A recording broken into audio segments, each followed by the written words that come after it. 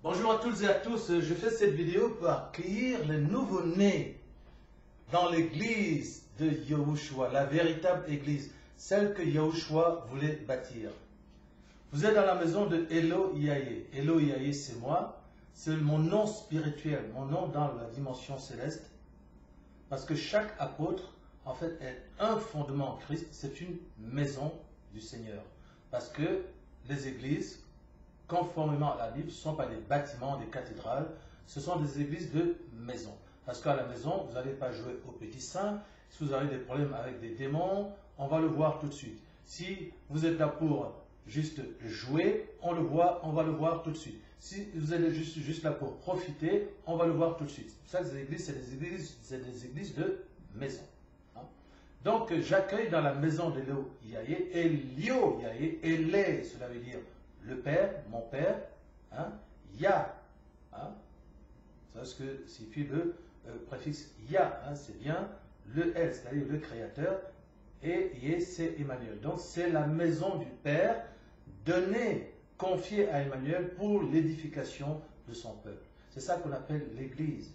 L'Église, ce sont des maisons qui peuvent se mettre en réseau sous l'onction, c'est-à-dire sous la communication de la vérité présente des apôtres. Ce sont les apôtres qui sont les architectes et qui reçoivent le plan pour bâtir la maison du Seigneur dans les cœurs et non pas dans les bâtiments. Parce que quand les gens vous accueillent, ils disent « Bienvenue dans la maison du Seigneur ». Ça, c'est la religion, ce n'est pas biblique. Hein? La Bible dit « Vous êtes le temple du Saint-Esprit ». Et le Seigneur a un problème avec les hommes parce que quand ils s'approchent de lui, ils ne s'approchent pas avec leur cœur. Okay? Et le Seigneur dit, vous m'honorez de la bouche et des lèvres, mais votre cœur est éloigné de moi. Et finalement, la crainte que vous avez de moi n'est qu'un précepte de tradition humaine. Donc le Seigneur veut habiter dans les cœurs. Donc nous sommes des architectes du cœur, parce que c'est le seul endroit où le Seigneur veut habiter. Donc j'accueille les nouveaux-nés, et vous êtes bénis, parce que avant la fondation du monde, le Père Céleste, votre Créateur, avait écrit vos noms dans le livre de vie, parce qu'il avait jeté son regard des milliers d'années à l'avance, et il a observé les cœurs de tous les hommes avant votre naissance. Et il a vu les terres, hein, vos cœurs, les terres qui seraient fertiles pour la graine vivante et spirituelle qu'est son Fils. Hein. Son Fils est la parole. Yahushua est la parole de Yahweh, parce que nous ne disons pas Dieu, parce que Dieu, c'est Zeus, hein, c'est un mot grec qui a été mis dans la Bible, parce que malheureusement la Bible a été traduite du grec, alors que personne n'a enseigné en grec, le Christ n'était pas grec, les apôtres n'étaient pas grecs. Donc nous, apôtres, on ne va pas venir perpétuer ce mensonge des pères catholiques ou religieux qui ont décidé de mettre ces noms dans la Bible. Hein. D'ailleurs, dans la Bible, vous avez beaucoup de mots hébreux qui sortent, juste pour dire qu'en fait, nous, la Bible, nous sommes hébreux. Hein. Par exemple, elle est Lama Sabachthani, hein, c'est écrit au moment où le Seigneur est sur sa croix, à Golgotha, elle est Lama Sabachthani, c'est l'hébreu. Hein. Ça dit, Père, pourquoi m'as-tu abandonné? Donc il y a beaucoup d'hébreux qui affleurent dans la Bible. Par exemple, Tabitha Kumi, hein, voilà, c'est-à-dire, jeune fille, lève-toi, hein, lorsque Pierre est allé guérir cette jeune fille. Donc il y a beaucoup de mots hébreux qui montrent effectivement que en fait, la Bible est écrite en hébreu et en araméen. Hein, en hébreu pour l'Ancien Testament, en hébreu et en araméen pour le Nouveau. Donc Jésus-Christ, ça n'existe pas, il n'y a pas de J en hébreu. Donc ça ne peut pas être Jésus-Christ. C'est Yehoshua. Hein, et Dieu c'est Yahweh. Voilà. Et le Fils Yehoshua. Voilà, donc j'accueille les nouveaux-nés dans cette maison d'Elo Yaye, qui est donc l'église que Yahushua voulait bâtir, selon le cadre juridique que nous avons posé et que nous enseignons dans cette église. Parce que nous enseignons, nous ne sommes pas là pour prêcher, comme vous entendez, faire des sermons, non. On va voir ça tout à l'heure. Donc je vais vous accueillir et vous dites peut-être, qu'est-ce que nous devons faire maintenant? Hein?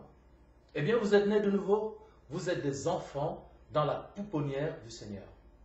Si quelqu'un vient vous dire, ah, mais moi je connais Natacha, je sais ce qu'elle a fait. Oh, ne t'inquiète pas, je vais t'en parler, moi, Natacha. Ah, moi je connais Louise. Ah, moi je connais Émilie. Oh, mais attends, ne me parle pas hein, de la petite Andressa. Le Seigneur dit, qui? Moi je connais des enfants qui sont nés aujourd'hui. J'ai des nouveaux-nés dans ma pouponnière. Donc, je ne sais pas de quoi vous parlez. Moi, les péchés, quand ils sont pardonnés par le sang de mon Fils, effacés, ils sont effacés et oubliés. Voilà. Donc, qu'est-ce que vous devez faire maintenant? 1 Pierre 2, 1 à 10. Que faut-il faire maintenant? Revenons aux Écritures. C'est pour ça que nous sommes là. Les apôtres ouvrent leur bouche pour que le Seigneur parle. Ils ne sont pas là pour faire ce qu'ils veulent, ni dire ce qu'ils veulent. 1 Pierre, le premier épître de Pierre, chapitre 2, versets 1 à 10. Rejetons donc toute malice et toute ruse, la dissimulation, l'envie et toute médisance. C'est le message que je vous ai adressé à vous les nouveau-nés. Désirez comme des enfants nouveau-nés, justement, le lait spirituel et pur de la parole, afin que par lui vous croissiez. Lorsque un nouveau-né arrive, eh bien, il faut le nourrir pour qu'il grandisse. Et c'est exactement la même chose. Vous êtes né dans la maison du Seigneur, dans sa pouponnière. Il vous a adressé à cet apôtre, Eloïaïe. Eh bien, lorsque nous aborderons l'entrée dans le royaume céleste, les anges demanderont, toi, tu es de quelle maison? Tu es la maison de quel apôtre? Tu es de quelle maison? Les gens ne savent pas ça, parce que chaque apôtre est un fondement en Yahushua. Et si vous avez été appelé, selon Romains 8, 29, ceux qu'il a connus d'avance, il les a aussi prédestinés à être semblables à l'image de son Fils. Et ceux qu'il a prédestinés, il a aussi appelé. Ceux qu'il a appelés, il les a aussi justifiés. Ceux qu'il a justifiés, il les a aussi glorifiés. C'est-à-dire qu'il leur a donné de son Saint-Esprit. Donc, si vous avez été appelé, eh bien, le Seigneur vous a nécessairement conduit vers un des apôtres des derniers temps. Parce qu'il y a donc des apôtres des derniers temps, conformément à Matthieu 28, 20, où le Seigneur parle à ses apôtres, à son époque, il dit, allez annoncer la bonne nouvelle à toutes les nations, enseignez-leur à observer tout ce que je vous ai prescrit, enseignez-les, ce n'est pas juste prêcher, derrière le micro, enseignez. Et il dit, voici, je suis avec vous tous les jours jusqu'à la fin du monde. Mais Pierre, Paul, Jacques, Jean, manifestement, ne sont plus là, ils sont morts. Mais il dit, je suis avec vous jusqu'à la fin du monde. Donc il parlait pas que de Pierre, Paul, Matthieu, Jacques et Jean. Il ne parlait pas qu'à eux. Il disait, jusqu'à la fin du monde, je serai avec des apôtres. Donc il y aurait donc des apôtres jusqu'à la fin du monde. Et la fin du monde, eh bien, nous y sommes. Et donc il y a donc des apôtres de la fin du monde. En voici un, et c'est pour ça que le Seigneur vous a envoyé ici. Et vous avez vu les preuves de mon apostolat. Vous avez été baptisé du Saint-Esprit. Vous avez senti physiquement le Saint-Esprit vous envahir, puisque lorsque le Seigneur vient, il impacte les trois éléments de votre être, selon 1 Thessaloniciens 5, 23, l'esprit, l'âme et le corps. Voilà. Donc, le Créateur, ce n'est pas juste quelque chose d'invisible, d'impalpable, une sorte de rêve ou de superstition. Ça, c'est pour ceux qui ne le connaissent pas. Mais pour vous qui l'avez reçu, vous savez qu'il est là. Vous le sentez. Vous sentez frissonner. Vous sentez son énergie vous envahir. Donc, vous êtes ainsi donc dans une véritable église de Yahushua. Et pas simplement à cause de ça, mais aussi à cause des enseignements qui vous sont donnés, qui font que le Seigneur vous apparaît, il vous parle, vous l'entendez. Dans cette église, on entend la voix de Yahushua dans mes prédications. On le voit aussi. Donc il y a des signes qui confirment, selon Marc 16, 15 à 20, la parole des véritables ministres. Il est écrit au verset 20, et le Seigneur s'en alla s'asseoir à la droite du Père, et il travaillait avec les apôtres, confirmant leur parole par les signes qui l'accompagnent. Voilà. Ils peuvent être miraculeux, ils sont de tous ordres. Voilà. Très bien, donc pour vous, il s'agit de quoi? C'est pour vous que je fais cette vidéo. Maintenant, vous vous dites, qu'est-ce qu'on fait? Eh bien, désirez, comme des enfants nouveau-nés, le lait spirituel et pur de la parole, afin que par lui, vous croissiez pour le salut. Donc le salut, c'est un mouvement, c'est une marche. Le peuple de notre Père est parti de Goshen, d'Égypte, des prisons d'Égypte, et il a traversé le désert, il a traversé la mer Rouge, il est arrivé ensuite sur les plaines de Jéricho, et pendant tout ce temps, il y a eu des tribulations, il y a eu des combats, jusqu'à la terre promise. Donc le salut, c'est une marche, ce n'est pas quelque chose qui est acquis en une seule fois. Voilà. Que faire maintenant? Désirer, comme des enfants nouveau-nés, le lait spirituel et pur, afin que par lui, vous croissiez pour le salut. C'est pour ça que vous êtes venus. Voilà. Si vous avez goûté que le Seigneur est bon, vous avez tous fait des témoignages, de l'accueil du Saint-Esprit en vous.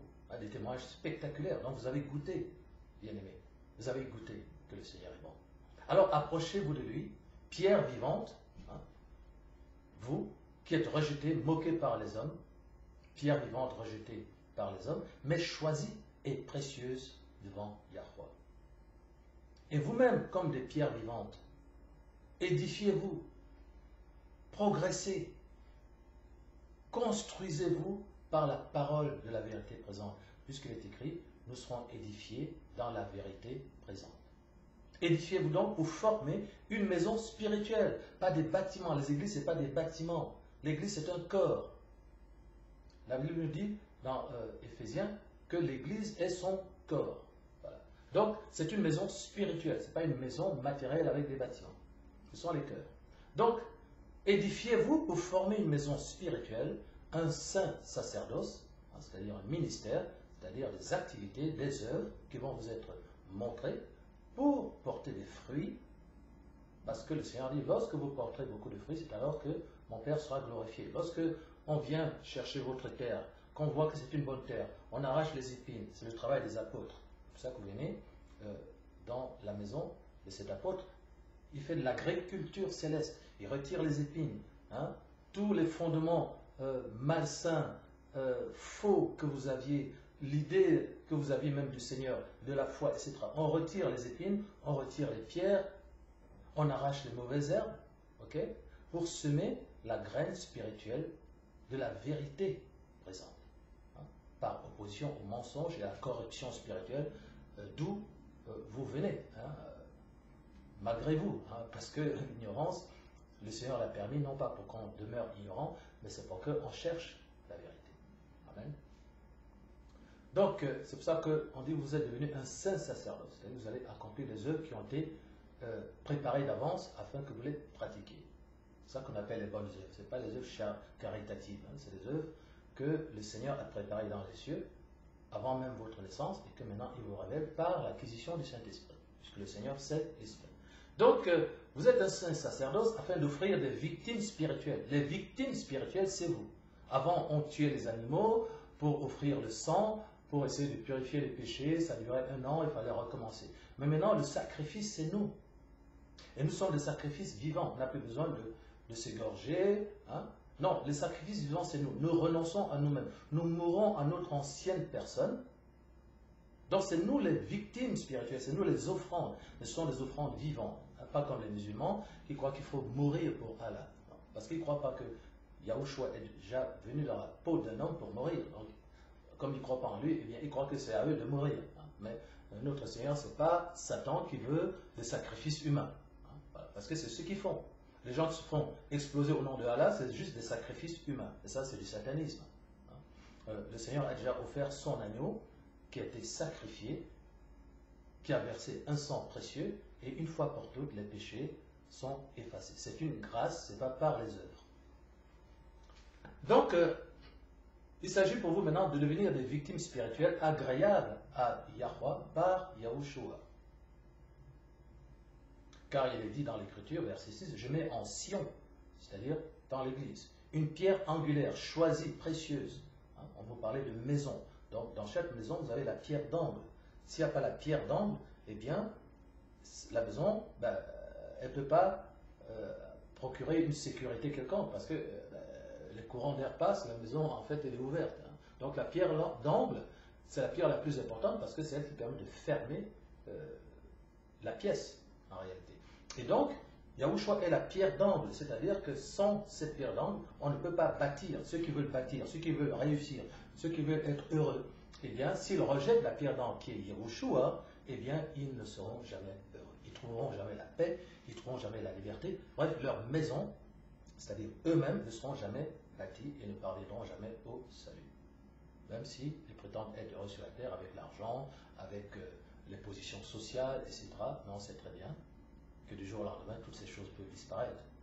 Ce qui prouve que cette maison n'est pas bâtie. Voilà.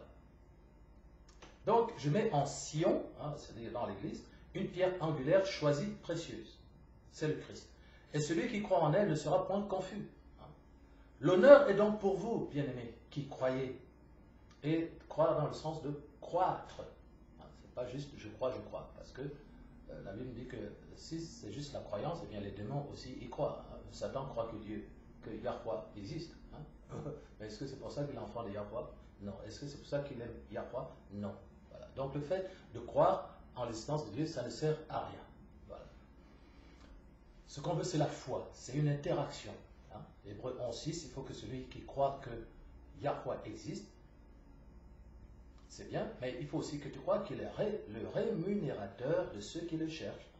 Donc, il faut une relation, une connexion, et non pas juste une religion, qui sont des rituels basés sur les apparences, le culte des apparences, les habits qu'on revêt, les cérémonies, les prières qu'on dit, les chants, etc. Tout le culte de l'apparat, notamment dans les champions de ça, c'est les catholiques, ce qu'on appelle la pompe catholique, la pompe papale, avec le côté écarlate, les rideaux, les murs, les vitraux, etc. Tout ça, c'est l'église du périkos, l'église des apparences, tandis que l'église du Christ, c'est l'église du pékos. Il ne faut pas s'en étonner, il y a toujours eu toutes sortes d'églises, même au temps du Christ. Mais l'église de Yahushua, elle repose sur des critères juridiques précis. Les apôtres Yahushua sont là pour les établir. C'est ce qu'on appelle les fondements apostoliques. Donc, l'honneur est donc pour vous qui croyez, mais pour les incrédules, ceux qui ne veulent pas se soumettre à l'ordre juridique de l'Église, à la hiérarchie de l'Église, à ce qu'on appelle l'Église légale, eh bien, la pierre qu'on rejetait donc ceux qui bâtissaient, est devenue la principale de l'angle. C'est-à-dire qu'il va vous manquer la pierre d'angle. Donc, ce que vous avez rejeté, vous ne savez pas ce que vous avez rejeté, en fait, c'est la pierre d'angle. Voilà. Donc, ce que vous avez rejeté, c'est quoi? Qu'est-ce que vous avez rejeté? L'église légale, la légalité de l'église, la structure de l'église de Yahushua, la hiérarchie de l'église, la vérité présente. Ce que, en somme, Yahushua, le chef de l'église, a placé. Eh bien, tout cela est devenu la pierre d'angle, donc sans laquelle rien ne peut être bâti, une pierre d'achoppement, vous butez dessus. C'est pour ça que vous n'entendrez pas avec les religieux, avec les catholiques, avec les protestants, les témoins de Jéhovah, les évangélistes, parce qu'eux, ils marchent dans la religion. Mais Christ qui est en vous sera une pierre d'achoppement pour eux. Et c'est à cela qu'ils sont destinés. Donc il ne faut pas avoir peur de la confrontation, mais il faut adresser avec douceur et avec sagesse la vérité qui est en vous. Et ce n'est pas simplement le fait de dire, c'est d'être. Le meilleur enseignement, c'est votre comportement. C'est ce que vous êtes devenu. C'est le changement que vous êtes. C'est ça, votre parcours. Vous êtes ici non pas pour apprendre des choses de manière intellectuelle, ni apprendre des choses par cœur, mais pour expérimenter. La Bible dit que ceux qui en sont encore relais, et en tant que chose, n'ont pas l'expérience de la parole de justice, c'est-à-dire celle qui produit les œuvres. Mais la nourriture solide est pour les hommes faits, pour ceux qui ont appris par l'usage à discerner ce qui est bien et ce qui est mal. Donc c'est par l'usage, c'est le comportement en fait qui est le meilleur enseignement. C'est pas juste il est écrit, prenez vos Bibles, donnez-moi les micros. Voilà. C'est pas ça l'enseignement. L'enseignement, c'est lorsque l'homme du Seigneur se présente, qu'on sente la présence du Seigneur, que sa vie produit la nature du Christ, qu'on sente la paix, la douceur, la joie, l'amour. Voilà, c'est ça l'enseignement, c'est les comportements. Parce que les prédicateurs disent, dites, vous n'avez pas à faire ce que je fais, faites ce que je dis. Ça c'est faux. Le prédicateur c'est, faites ce que je fais. Voilà.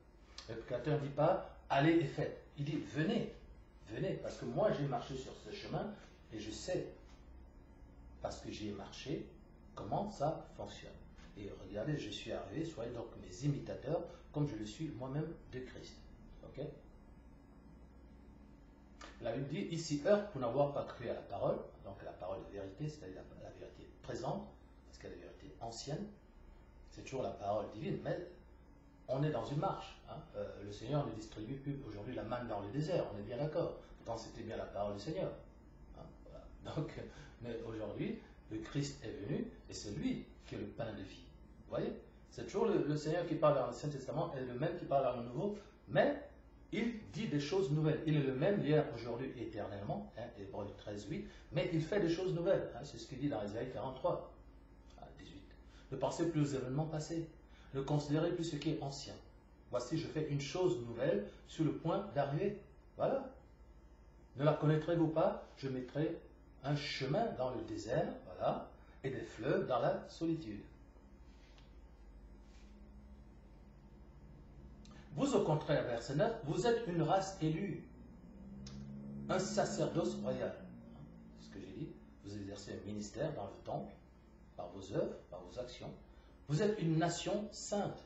La sanctification, c'est le fait d'être mis à part par rapport aux mentalités qui vous entourent, pour justement devenir comme votre Seigneur. Selon qu'il est écrit, celui qui veut venir après moi, qui renonce à lui-même. Mais en renonçant à vous-même, vous renoncez au modèle culturel et social, familial, régional, tribal, qu'on vous a inculqué. Pour ressembler au Seigneur et non pas aux hommes. Parce que c'est le Seigneur qui est votre créateur, c'est par lui et c'est pour lui que vous vivez. Hein, c'est par lui que vous êtes passé de la mort à la vie, pour vivre non plus pour vous-même, en conséquent, mais pour lui. Nous étions tous morts. S'il vient mourir à notre place et que nous vivions, alors nous ne vivons plus pour nous-mêmes, mais par et pour celui qui est mort pour nous, et c'est par lui que nous vivons. Parce qu'il a triomphé de notre mort et il nous donne sa vie. Donc ce n'est plus ma vie, c'est la sienne. Moi j'ai une existence, mais je vis la vie de Christ. Alors je ne vis plus ma vie, parce que ma vie en fait c'est la mort depuis Adam et Ève. Donc vous êtes une race élue, une nation sainte, un peuple acquis, afin que, une fois devenu capable, après avoir été équipé, eh bien, vous annonciez à votre tour les vertus de celui qui vous a appelé des ténèbres à son admirable lumière. Vous êtes né de nouveau. Vous étiez mort, vous êtes de nouvelles créations. Vous qui autrefois n'étiez pas un peuple et qui maintenant êtes le peuple de Yahweh. Vous qui autrefois n'étiez pas un peuple, quoi que vous en pensiez, hein, vous n'étiez rien. Hein, vous étiez sans elle dans le monde, agissant selon les pensées, les désirs du monde, les désirs qu'il y avait dans votre cœur, de marcher d'après le monde, comme les gens disent, ah mais moi je suis comme les autres, hein, moi je fais comme hein, les autres aussi, hein, voilà. C'est-à-dire que eux, leur modèle, c'est le monde. Mais nous ne sommes pas d'ici. 1 Pierre 2,11 dit, je vous exhorte comme étrangers et voyageurs sur la terre. Donc nous sommes des extraterrestres, c'est la définition d'un extraterrestre. Donc si tu appartiens au royaume divin, pourquoi tu veux te comporter comme le royaume terrestre? À un moment donné, le royaume terrestre va te dire, mais toi, tu n'es pas des nôtres. Hein? Parce qu'ils vont voir une lumière christique sur ton visage, en disant, mais pourquoi toi, tu te comportes comme nous? Tu n'es pas des nôtres. Donc comporte-toi en fonction de la culture de ton royaume. Hein? Et quand le Christ était sur terre, il disait clairement, mon royaume n'est pas de ce monde. Hein? C'est pour ça que Matthieu 6,33 dit, cherchez premièrement, c'est-à-dire en fait uniquement, parce que tu vas chercher quoi d'autre? Hein? Bon, la révélation c'est uniquement. Donc, Matthieu 6,33, cherchez uniquement le royaume et la justice de Yahweh. Et alors, ensuite, tout le reste vous sera donné par-dessus. Donc ce que nous cherchons, ce n'est pas le monde et les choses qui sont dans le monde, ni à ressembler au monde, ni à faire comme le monde, parce qu'on a peur d'être mis à l'écart, d'être regardé bizarrement. Mais nous appartenons à un royaume qui a vaincu le monde. Donc si mon royaume a vaincu le monde, pourquoi je vais ressembler au monde? C'est moi la référence, ce n'est pas le monde. Hein? Le Seigneur dit clairement dans Jean 16, 33, vous aurez des tribulations dans le monde, dans ce monde. Et c'est naturellement parce que vous ne lui appartenez pas et que vous allez agir non pas comme le monde, mais conformément au royaume céleste auquel vous appartenez. Vous aurez des tribulations dans le monde, mais prenez courage, car j'ai vaincu le monde. Et il dit, ne vous étonnez donc pas de ce que le monde vous hait. Le monde ne vous haïra pas tant que vous agirez comme le monde. Mais si vous voulez agir conformément à votre Seigneur, là, le monde va commencer à vous haïr. Et le Seigneur vous répond alors, ne vous étonnez pas de ce que le monde vous hait. Il m'a haï avant vous. Moi, votre modèle. Vous qui marchez après moi. Il m'a haï avant vous. Si vous étiez du monde, le monde aimerait ce qui est à lui. Mais parce que vous n'êtes pas du monde et que je vous ai pris du milieu du monde, à cause de cela, le monde vous hait. Et ça, c'est bien. Si les gens commencent à vous aimer de partout, inquiétez-vous de ce que vous ne faites pas la volonté de votre Père qui est dans les cieux. Et pourtant, quand vous priez, vous dites notre Père qui est dans les cieux, que ta volonté soit faite. Mais à partir de maintenant, vous ne pouvez plus dire votre Père qui est dans les cieux, parce que l'apôtre qui est devant vous a eu cette révélation. C'est le seul qui a eu cette révélation. On ne dit plus notre Père qui est dans les cieux, parce qu'à l'époque, il n'était que dans les cieux, le Saint-Esprit n'était pas encore dans les gens, puisque Christ n'avait pas encore été glorifié. Hein? Jean 7, 37. Mais à partir du moment où vous êtes né de nouveau, que le Saint-Esprit est venu habiter en vous, vous dites notre Père, mon Père, déjà, filiation divine, puisque vous êtes devenu enfant, mon Père qui vit en moi. Hello. Que ton nom soit sanctifié, que ton règne vienne, que ta volonté soit faite sur ma terre, pas la terre, ma terre. Ça décrit une intimité, une relation et pas une religion. Que ta volonté soit faite sur ma terre comme dans les cieux. Les cieux, c'est où? Où? Voilà. Donc les cieux, en fait, pour toi, c'est la volonté parfaite de ton Père. Les cieux, pour toi, c'est la vérité présente. Les cieux, pour toi, c'est ce que le Seigneur te dit chaque jour, conformément à sa parole et au Saint-Esprit qui est en toi. Donc, que ta volonté soit faite sur ma terre, comme dans ta parole. Voilà, c'est ça la révélation de cet apôtre. Donne-moi aujourd'hui mon pain de ce jour. Est-ce qu'on est juste là pour manger du pain? Si le Seigneur était venu juste pour qu'on mange du pain, il aurait pu rester dans les cieux, parce qu'à mon avis, il y a assez de pain sur terre. Qu'est-ce que vous en pensez? Je pense que si vous regardez autour de vous, vous allez voir qu'il y a pas mal de boulangers quand même. Et le pain, bon, ça ne coûte pas très cher. Donc, que le Seigneur soit venu juste pour que tu manges du pain, eh bien, il aurait pu rester là-haut. Non, donc, c'est pas ça. Il dit, je suis le pain de vie. Voilà. Celui qui me mange, sera rassasié jusque dans l'éternité. Et celui qui veut boire, qui boive l'eau de la vie, parce que c'est l'eau de la vie qui jaillira jusqu'à l'éternité. Donc, mon sang, c'est une eau aussi. C'est aussi le sang qui vous purifie. Et mon corps, c'est un pain, le pain de vie. Donc, donne-moi aujourd'hui mon pain de révélation. Donc, mon Père qui vit en moi, que ton nom soit sanctifié, donc justement, que ton nom, c'est-à-dire ce que tu fais, tes projets, ta vérité présente, ta volonté, soit sanctifié, c'est-à-dire ne sois pas en collusion, ne sois pas associé aux valeurs et aux mentalités du prince de la puissance de l'air qui agit dans les fils de la rébellion, hein, c'est-à-dire ceux qui ont suivi Satan. Donc que ton nom soit sanctifié, que ton règne vienne en moi. Hein. Règne veut dire royaume, du grec basileia, c'est-à-dire place de l'autorité divine, là où ses lois et ses principes sont inconditionnels et incontournables. Donc quand j'invite le règne, je dis que ton règne vienne, ça veut dire que la structure juridique, que le modèle de comportement basé sur la juridiction divine, que la volonté parfaite, que le cadre juridique dont j'ai besoin domine mon cœur, mes pensées, mes motivations, mes sentiments, mes émotions. C'est ça, que ton règne vienne, qu'il vienne en moi. Voilà. Que ta volonté soit faite sur ma terre comme dans ta parole. La vérité présente qui est enseignée dans l'Église, les gars. Donne-moi aujourd'hui mon pain de révélation. Amen. La Bible dit sans révélation, le peuple périt. Hein? Heureux s'il observe la loi. Le peuple est sans frein. Hein? Et les proverbes disent aussi la révélation de ta parole est claire. Ah, elle donne de l'intelligence au simple. Donc, donne-moi aujourd'hui mon pain de révélation.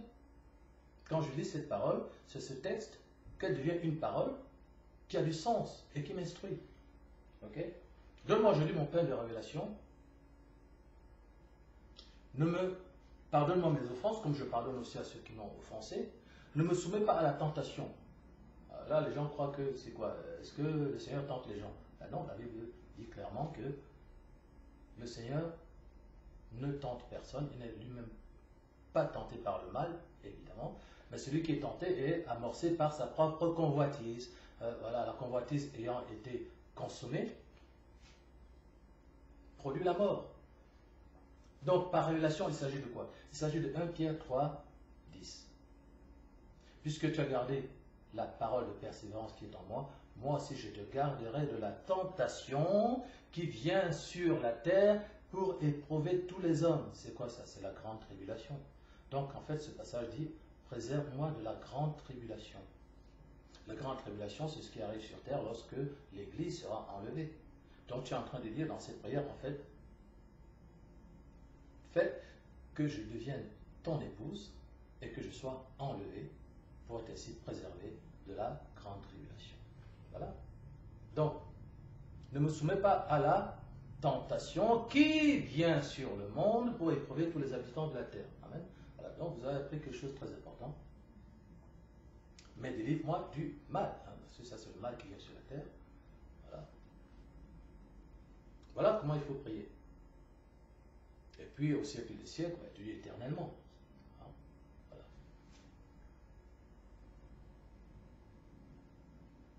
Vous qui autrefois n'étiez pas un peuple, et qui maintenant êtes le peuple de Yahweh, vous qui n'aviez pas obtenu miséricorde, et qui maintenant, depuis Adam et Ève, avez enfin, bien-aimés, obtenu miséricorde. Il faut maintenant retourner vers votre Père. Nous sommes ici dans l'église où Yahushua parle. Lorsque j'ai enseigné pendant 10 ans dans les églises traditionnelles que vous connaissez, les églises évangélistes, où on hurle derrière un micro, on dépose les mains, les malades seront guéris, c'est biblique, hein? Mais on le faisait simplement d'une manière telle que c'était un spectacle pour les gens, pour attirer les gens. Mais le véritable enseignement ne produisait pas le Christ. Pourquoi? Parce que l'ordre de l'église de Christ, justement, n'était pas présent. Et donc, quand il m'a envoyé chez moi en disant, je te sors maintenant de Babylone, je dis, ah bon? Dans ces églises, ça c'est Babylone? Il me dit oui, parce que dans ces églises, on parle de moi. Et dans mon église, c'est moi qui parle par la bouche de mes serviteurs. Waouh! Je suis resté, il m'a renvoyé chez moi 10 ans. Il a changé tout le logiciel de l'enseignement. Il m'a dit, maintenant je t'appelle à être apôtre des derniers temps. Et c'est ainsi que vous voyez les preuves de cet apostolat. Et c'est pour ça qu'il vous a envoyé ici. Parce que votre cœur est sincère. Et qu'à un moment donné, quand le Seigneur peut lire la sincérité de vos cœurs, il ne peut plus vous laisser vous cogner la tête à droite et à gauche. Il a permis pendant un certain temps. C'est écrit. Elle qui a fait les cieux et la terre a voulu que tous les hommes habitassent sur la surface de la terre, ayant déterminé les limites et les bords de leur demeure. Il a voulu qu'ils le cherchassent à tâtons, hein, bien qu'il ne soit pas loin de chacun de nous.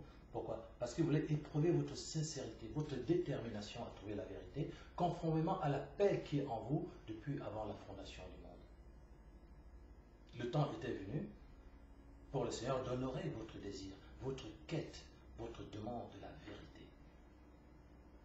Et c'est pour ça que maintenant vous êtes en paix. Vous savez que vous êtes dans sa maison. Et donc dans cette maison, on n'est pas là pour prêcher, faire des prêcheurs. On est là pour enseigner. On est là pour dire la vérité dont tu as besoin. On est là pour te donner le Christ, littéralement.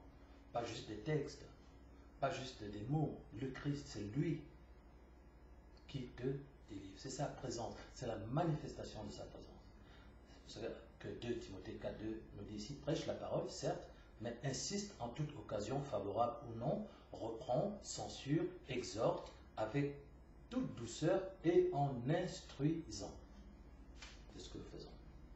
Ce n'est pas une église où on prêche. C'est pas ça.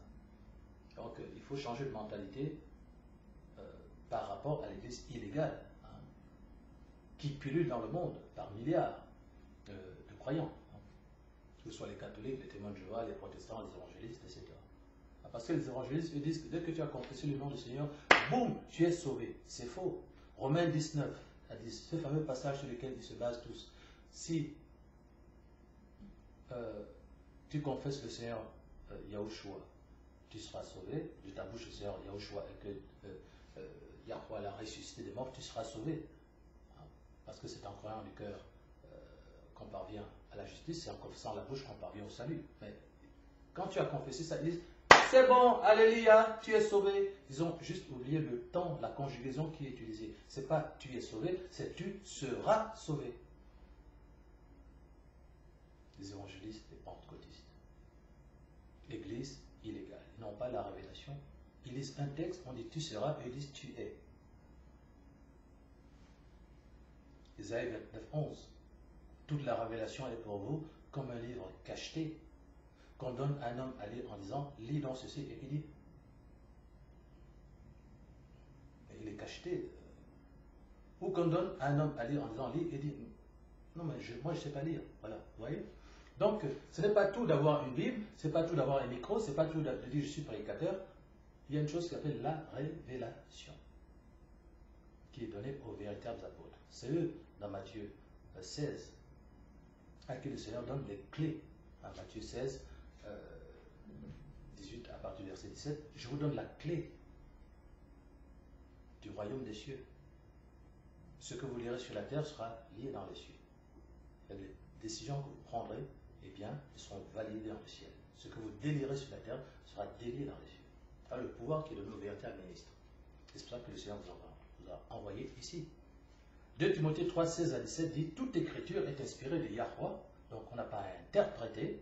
Hein. Les gens ne doivent pas vous dire « Ah, mais vous interprétez comme vous voulez ». Ça, c'est la démocratie. Nous, on n'est pas dans la démocratie, on interprète comme on veut. On est dans la théocratie. Ah, voilà. Donc, il ne s'agit pas d'interpréter, c'est pas révélation. La Bible dit qu'aucune parole de l'Écriture n'a jamais fait l'objet, ne peut faire l'objet d'une interprétation particulière. C'est-à-dire chacun interprète comme il veut. La Bible elle-même dit donc ne m'interprétez pas. Mais c'est inspiré du Seigneur, de Yahweh, que des hommes saints ont parlé de sa part. C'est pas la même chose. Donc lorsque les apôtres proposent la vérité présente, ils disent c'est pas révélation. Paul dit cet évangile je ne l'ai pas reçu d'un homme, c'est une révélation du Seigneur. Et ça pose un problème aux gens parce que tout le monde n'a pas reçu le Saint-Esprit, parce que c'est le Saint-Esprit qui enseigne. Et donc il révèle. Jean 16, 13, lorsque l'Esprit de vérité sera venu, il vous conduira dans toute la vérité. L'Esprit de vérité, le Saint-Esprit. C'est lui qui enseigne, c'est lui qui parle à travers moi. Moi, je ne sais rien. Les apôtres, c'est des gens qui ne savent rien et qui ouvrent leur bouche pour que le Seigneur parle. Parce que le Seigneur vous parle, il vous a appelé, il vous connaît. Et lui, il a la responsabilité de transmettre ce message de manière intégrale. Et c'est pour ça, on va le voir tout à l'heure, que j'écris des PDF, qu'on appelle paroles de foi. Et vous allez voir bibliquement pourquoi il faut écrire. Donc, toute écriture est inspirée. Elle est inspirée. Hein, souvenez-vous, lorsque à Césarée de Philippe, dans Matthieu 16, le Seigneur a rassemblé ses apôtres, il a demandé, bon, qui dit-on, vous qui voyagez un peu là pour essayer de propager la vérité, bon, qui dit-on que je suis? Hein? Qu'est-ce que les gens disent de moi? C'est quoi ma réputation? Les uns disent, oh, Jean-Baptiste. Les autres disent que tu es Élie. Ok, très bien. Bon, maintenant, ça me fatigue. Mais vous-même, vous dites, vous qui dites, qui dites-vous que je suis? Parce que c'est vous qui m'intéressez. Parce que c'est vous à qui les choses célestes ont été révélées. Vous, qui dites-vous que je suis? Hein? Pierre lève la main et dit, tu es le Christ, le Fils du El vivant. Parce qu'on ne dit pas le Dieu, parce que Dieu c'est Zeus, le El. Parce que le El, ça vient de Elle est, c'est-à-dire mon Père, Lama Sabachthani. Elle est, donc Elle, mon Père, donc Elle, donc c'est Père, et les, le I c'est mon, le I c'est la possession. Mon Père, Elle c'est Père, et le I c'est mon Père. Donc Elle est mon Père, donc Elle c'est le Père. Donc on dit le Elle pour dire le Dieu de notre Seigneur.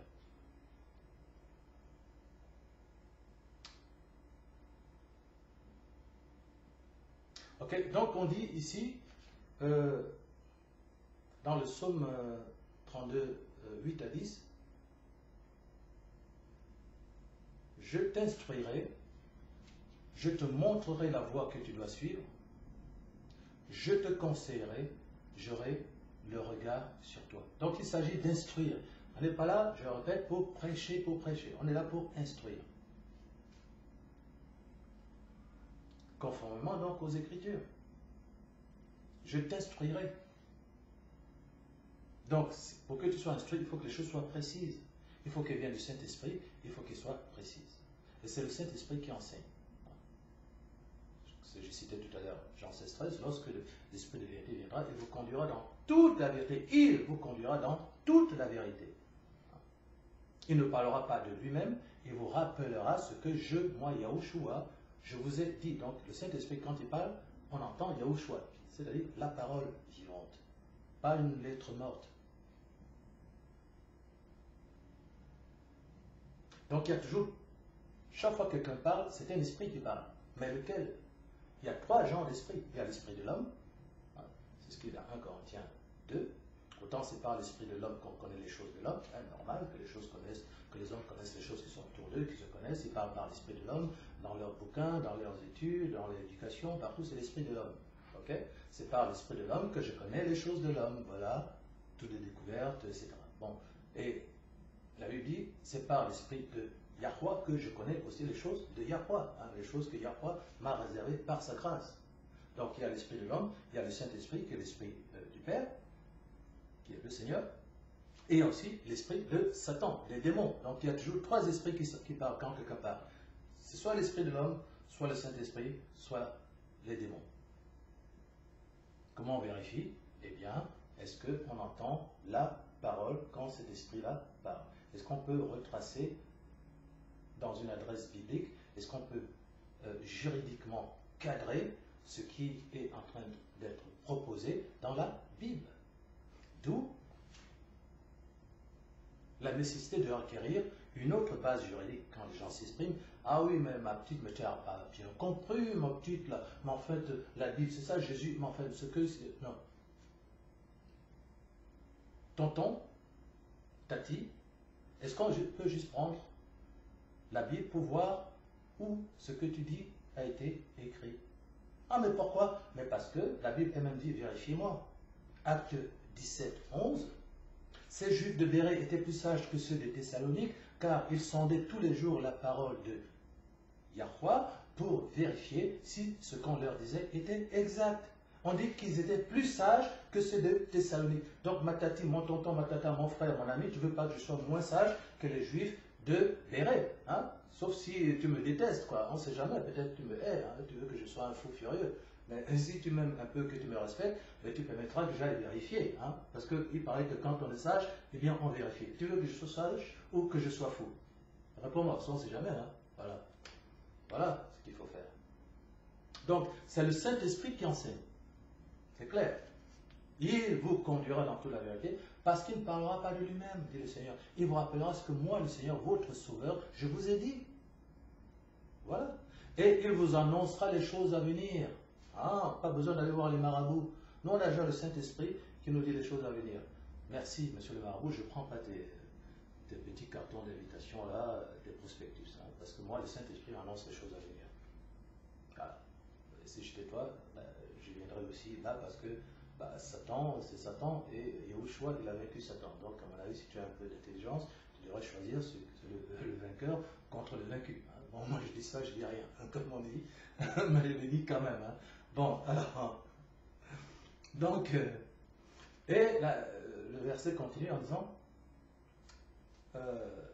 donc, parce qu'il prendra de ce qui est à moi et il vous l'annoncera. C'est ça que fait le Saint-Esprit. Hein, pour ceux peut-être qui sont en train d'apprendre qui est le Saint-Esprit. Hein, c'est ce qu'il fait. Il est là pour manifester le Christ, sa nature, sa présence et sa vérité. En l'occurrence, la vérité présente, je reprends, de Pierre 1,19, parce que c'est dans la vérité présente qu'on est édifié. Et donc, je t'instruirai, hein, c'est ce que vous ferez lorsque vous serez dans cette église. Je te montrerai la voie que tu dois suivre, c'est ce que vous verrez dans cette église, dans la dimension apostolique. Dans cette église, vous avez vu, il y a des prophètes, il y a un prophète, il y a un docteur, il y a une diaconesse. Hein. Le prophète, vous verrez, vous avez un PDF d'enseignement sur la définition de chaque ministre. C'est quoi un prophète, c'est quoi un apôtre, c'est quoi un docteur. C'est des choses qui n'existent pas dans les églises. C'est pour ça que tout le monde est évangéliste. Hein. Il y a des églises, il n'y a que des pasteurs. Waouh! Hein. Parce que les gens ne savent pas c'est quoi un pasteur, c'est quoi un évangéliste, c'est quoi donc un docteur, c'est quoi un prophète, c'est quoi un apôtre. Parce qu'on a donné 5 ministères, mais tout le monde s'en fout, quoi. Personne ne cherche à savoir, mais pourquoi il y a un ministère, 2 ministères, 3 ministères, 4 ministères, 5 ministères. Peut-être qu'il serait bon de savoir la signification de ces différents ministères pour qu'on y comprenne quelque chose. Personne ne le fait. Et les églises sont remplies de milliers de gens qui chantent, qui dansent, qui sont bien habillés, qui disent Alléluia. Hein? La dernière fois, j'ai voulu rencontrer un pasteur, hein? Pasteur de l'église Impact, qui s'appelle chrétien, je sais pas, Centre Chrétien Impact. Déjà, quand vous appelez Centre Chrétien, il y a un problème, parce que le mot chrétien, c'est une insulte dans la Bible. Le Christ n'a jamais dit ah, vous serez des chrétiens. Aucun apôtre n'a enseigné ça. Si vous lisez un peu la Bible, vous verrez que c'est à Antioche. Lorsque Paul est arrivé, vous vous rendez compte, il y avait déjà le Seigneur, il était déjà venu sur terre. Il est parti, les apôtres sont venus, le livre des Actes est venu, les apôtres ont commencé, et le dernier apôtre, Paul, est arrivé. Et c'est là qu'un jour, dans l'un de ses voyages à Antioche, il a rencontré des païens qui ont appelé les disciples chrétiens. C'est-à-dire crétins, c'est-à-dire huileux, quelqu'un qui passe la pommade. C'est une insulte. Mais vous avez des églises qui s'appellent églises chrétiennes, quoi. Donc vous vous insultez vous-même. Même Paul, il dit, si on t'appelle chrétien, bon, ne te décourage pas, quoi. Hein, parce que, bon, voilà, c'est la souffrance, c'est les souffrances de Christ. Mais encore à l'époque de Paul, au moins c'était de véritables, pour qu'on les appelle chrétiens. Mais aujourd'hui, chrétiens, c'est devenu des dénominations. Tout le monde s'appelle chrétien. Alors que c'est une insulte, bien aimé. Il y a des milliers de gens, il y a des églises, il y a 3000 membres, ils s'appellent chrétiens. L'église Impact, ils disent qu'ils sont présents dans plus de 100 pays. Ils s'appellent chrétiens. Vous avez plein de jeunes qui vont là-bas, ils sont bien habillés. Il y en a même, j'ai vu sur ma page Facebook, il y en a qui s'appellent, comment ça s'appelle ça, les mannequins du Seigneur. Oh là là, vous voyez des filles avec des pantalons bien moulés, on voit les seins, on voit tout. Les mannequins du Seigneur, ils prennent leurs photos comme ça. Voilà. Église, centre chrétien Impact. Ils ont de superbes chorales, des églises, des bâtiments magnifiques. Voilà. Il y en a, ils sont là, ils sont remplis à ras-bord. Voilà. L'église du Péricos, les églises de Satan. Tout est dans les apparences. Hein? Tu regardes la foule, tu vois 500 personnes, tu ne connais personne. Parce que quand ils arrivent, ils s'habillent bien. Ah, mon frère, ma soeur, comment vas-tu? Ah, le Seigneur t'aime. Ah, je t'aime, mon frère. Mais chez lui, il y en a un qui bat sa femme, l'autre qui se maquille jusque dans les yeux. Elle est tout le temps dans les restaurants chics, elle poste des photos des restaurants chics. Moi, je mange pas n'importe quoi. Je voulais des maquillages. Il y a une soeur qui m'a dit, ma soeur, je vais t'offrir des maquillages. Ne m'offrez pas n'importe quel maquillage. Hein. C'était du Saint-Laurent. C'est pas... What? What? Alors que la Bible dit exactement le contraire. La grâce est trompeuse, la beauté est vaine. La femme qui loue le Seigneur est celle qui sera louée. N'ayez point cette beauté qui consiste dans les apparences, les bijoux, les choses qu'on revêt, c'est en pierre. Mais ayez la parure intérieure cachée dans le cœur, l'impureté, la pureté incorruptible d'un cœur doux et paisible qui est d'un grand prix devant Yahweh. Bon, devant les hommes, vas-y, fais tes trucs. Mais devant Yahweh, tu es laide. Toi, le mannequin du Seigneur, devant Yahweh, tu ne paraîtras même pas, parce que les anges ne te laisseront pas passer. Tu es le mannequin de Satan, parce que ton modèle, c'est le monde. Voilà. Ne soyez pas comme un cheval ou un mulet sans intelligence. On les bride avec un frein et un mors dont on les part afin qu'ils ne s'approchent pas de toi. Nous sommes dans le psaume 32, 9. Verset 10. Beaucoup de douleurs sont la part du méchant, mais celui qui se confie en Elohim, c'est-à-dire le Père, le Fils, le Saint-Esprit, est environné de sa grâce. Elohim, c'est sa parole. C'est pour ça que nous faisons, bien aimés, dans cette église, des PDF. Pour nous, PDF signifie parole de foi. Beaucoup de gens ont quitté cette église parce qu'ils ne veulent pas étudier. Pour eux, l'église, c'est un endroit où on vient via bras ballants, on entend un beau message qui nous a bien flattés. Le Seigneur vous aime, il va vous bénir. Qu'est-ce que vous voulez? Une maison? Venez, on va prier pour vous. Vous voulez un mari? On va prier pour vous. Alléluia, le Seigneur est bon. Voilà, après, ils rentrent chez eux. Le message, c'est entré ici, c'est passé là. Personne n'a pris de notes, rien. Ils arrivent chez eux, c'est les discothèques, c'est les sorties, c'est les garçons, etc. Lui, il bat sa femme, l'autre maltraite ses enfants. Et quand le dimanche arrive, on va à l'église. Hein? Alléluia, mon frère, je t'aime. C'est quoi ça? C'est quoi? Ce peuple sonore m'honore de la bouche et des lèvres, mais son cœur est éloigné de moi. Et la crainte qu'il a de moi n'est qu'un précepte de tradition humaine. C'est pour ça que le Seigneur vous a envoyé dans une église légale. Et avec un apôtre, vous ne ferez pas ce que vous voulez. parce que les apôtres sont les fondements. Peut-être que les autres ministères peuvent s'amuser, mais pas l'apôtre, parce que l'apôtre, c'est lui qui jette les bases de la maison. Donc si les bases sont tordues, il n'y aura même pas de maison. Pourquoi nous écrivons donc? Regardez, c'est biblique. Luc 1, versets 1 à 4. Plusieurs ayant entrepris. Luc était médecin, il marchait avec les apôtres. Luc n'était pas apôtre, alors il était médecin. Il marchait avec les apôtres. Les apôtres, ils étaient assistés de beaucoup de personnes. Plusieurs ayant entrepris de composer un récit des événements qui se sont accomplis parmi nous, suivant ce que nous ont transmis ceux qui ont été des témoins oculaires dès le commencement, c'est ce que moi aussi je vous dis, et bien, qui sont devenus des ministres de la parole, c'est ce que je vous dis aussi, je cite donc les Paul, les Pierre, les Matthieu, les Jacques, les Jean.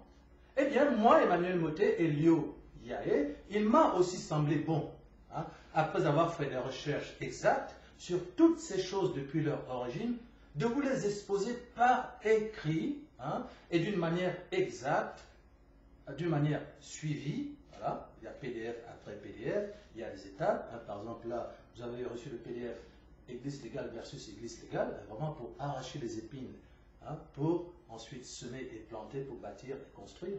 Après, vous avez le PDF. Quelle est donc l'Église que Yahushua, la véritable Église que Yahushua voulait bâtir? Après, vous avez le PDF qui donne donc la structure de l'Église, avec les ministères, etc. Ensuite, vous avez le PDF Accueil des âmes, qui vous montre comment tout cela est mis en action, le fonctionnement de l'Église. Donc, vous avez les choses étape par étape. Vous avez c'est quoi le Saint-Esprit, etc. Voilà. Donc, Luc dit ici, il m'a aussi semblé bon, après avoir fait des recherches exactes sur toutes ces choses depuis leur origine, de te les exposer par écrit. Donc, je vous les expose donc par écrit. Les choses que le Seigneur met dans ma bouche, je les mets par écrit parce que j'ai la responsabilité de vous livrer in extenso, c'est-à-dire sans rupture, sans détour, sans stopper le message que le Seigneur a pour votre édification. Je suis qu'un vase, un outil entre ses mains. Et je dois me comporter comme tel, sinon on verra moi. Comme disait Paul, moi si je ne prêche pas l'évangile, je ne dormirai même pas la nuit, quoi. Donc,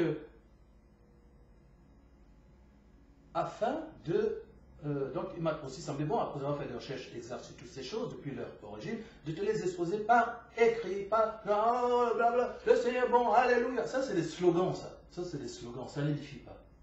Ce qu'il faut, c'est discerner le cœur d'une personne dans un échange face à face. Et c'est là que le Seigneur te révèle ce qu'il faut arracher, ce qu'il faut retirer, ce qu'il faut, les voiles qu'il faut retirer, la lumière qu'il faut apporter à tel endroit. Voilà, c'est ça. C'est le discernement des âmes. C'est l'agriculture céleste. Et c'est ça l'amour, prendre le temps d'aimer. Pascal Obispo disait le temps c'est l'amour. Il n'a pas tort. Donc, pourquoi je fais ça? Verset 4, afin que tu reconnaisses la certitude des enseignements que tu as reçus. Lorsque vous avez le PDF sous les yeux, vous pouvez dire, ça, face à telle situation, ça marche. Je suis en train de vivre telle situation, mais il me semble que dans tel PDF, le cas que je suis en train de vivre est effectivement traité. Donc je peux utiliser ce PDF comme une arme puissante pour traiter les circonstances de ma vie quotidienne. Mais s'il n'y a rien d'écrit, ça passe ici, ça entre ici, ça sort de l'autre côté. Et quand vous êtes face à la situation, quelle est votre réponse? La chair, le raisonnement humain. Je vais appeler un tel. Je vais aller lire tel bouquin. Peut-être qu'il y a une... je vais aller chercher une vidéo sur Internet. Il y a tel prédicateur qui a... Le Seigneur ne t'a pas donné 10 000 prédicateurs. Il t'a donné un apôtre. Et dans cette église, il y a d'autres ministères qui agissent sous la même onction. C'est-à-dire les mêmes cieux. C'est-à-dire la même dimension spirituelle. La vérité présente, conforme à cette église, conforme à la saison, conforme à l'onction dont tu as besoin. L'onction, c'est le pouvoir, les capacités, les éléments de construction dont tu as besoin. Donc tu ne peux pas voir plusieurs apôtres en même temps. Je vais écouter ça, après je vais aller écouter ci. Est-ce que tu as déjà vu une plantation où il y a un agriculteur qui vient de Chine, un agriculteur qui vient de Paris, un autre qui vient du Sénégal? C'est quoi ça? Déjà, ce n'est pas les mêmes saisons, ce n'est pas les mêmes connaissances, ce n'est pas la même terre. Voilà, un agriculteur, il connaît sa terre. Il y a toujours vécu, il connaît la flore de l'endroit, hein. Il connaît la faune, il connaît le climat, il sait qu'il y a tel vent qui arrive à telle période, cela veut dire qu'il faut faire ceci, il sait à quel moment il faut briser la terre, à quel moment il faut la laisser en jachère, à quel moment il faut l'arroser. Voilà. C'est pour ça que la Bible dit n'abandonnez pas votre assemblée. Non, c'est pas n'abandonnez pas votre assemblée, même si le titre c'est un chien, hein, puisque la Bible dit ne donnez pas votre trésor au chien, eh bien tu vas rester là parce qu'on a dit n'abandonnez pas votre assemblée. Non, ça c'est une chose que les pasteurs détournent pour vous embrigader dans leur système économique, hein, dans lequel vous êtes simplement des vaches à lait, ok, des instruments de capitalisation. C'est-à-dire que vous êtes juste là pour rapporter de l'argent qu'ils vont utiliser pour aller en voyage, pour nourrir leur famille, pour acheter de belles maisons, de belles voitures. Okay? Non, là, en fait, n'abandonnez pas la révélation, c'est n'abandonnez pas l'habitude de vous assembler. Et là, ça n'a rien à voir. Vous assemblez, et c'est Matthieu 18, 20, hein, là où 2 ou 3, pas 100, 5000 dans les grands bâtiments. Non, là où 2 ou 3 sont réunis en mon nom, c'est-à-dire pour faire ma volonté présente dans la saison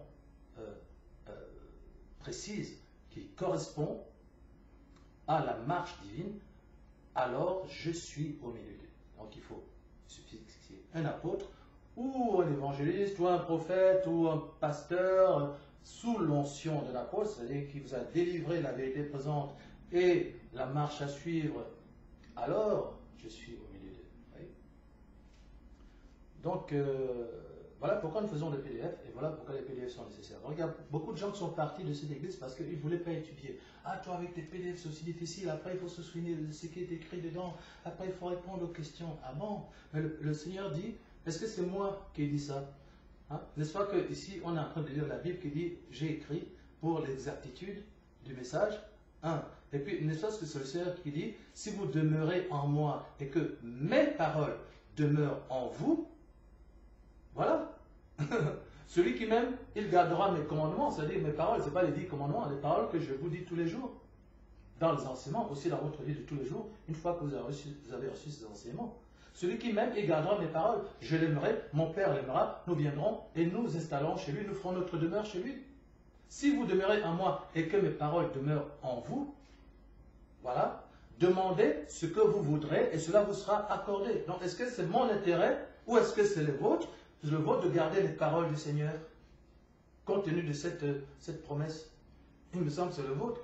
Hein? Puisque vous priez tous les jours. Donc maintenant on vous dit, si vous demeurez en moi et que mes paroles demeurent en vous, alors demandez ce que vous voudrez et cela vous serait accordé. Donc vous n'allez pas me dire, on n'a pas besoin de s'assurer de garder les paroles du Seigneur. Voilà. Le psaume 9, 6, 18.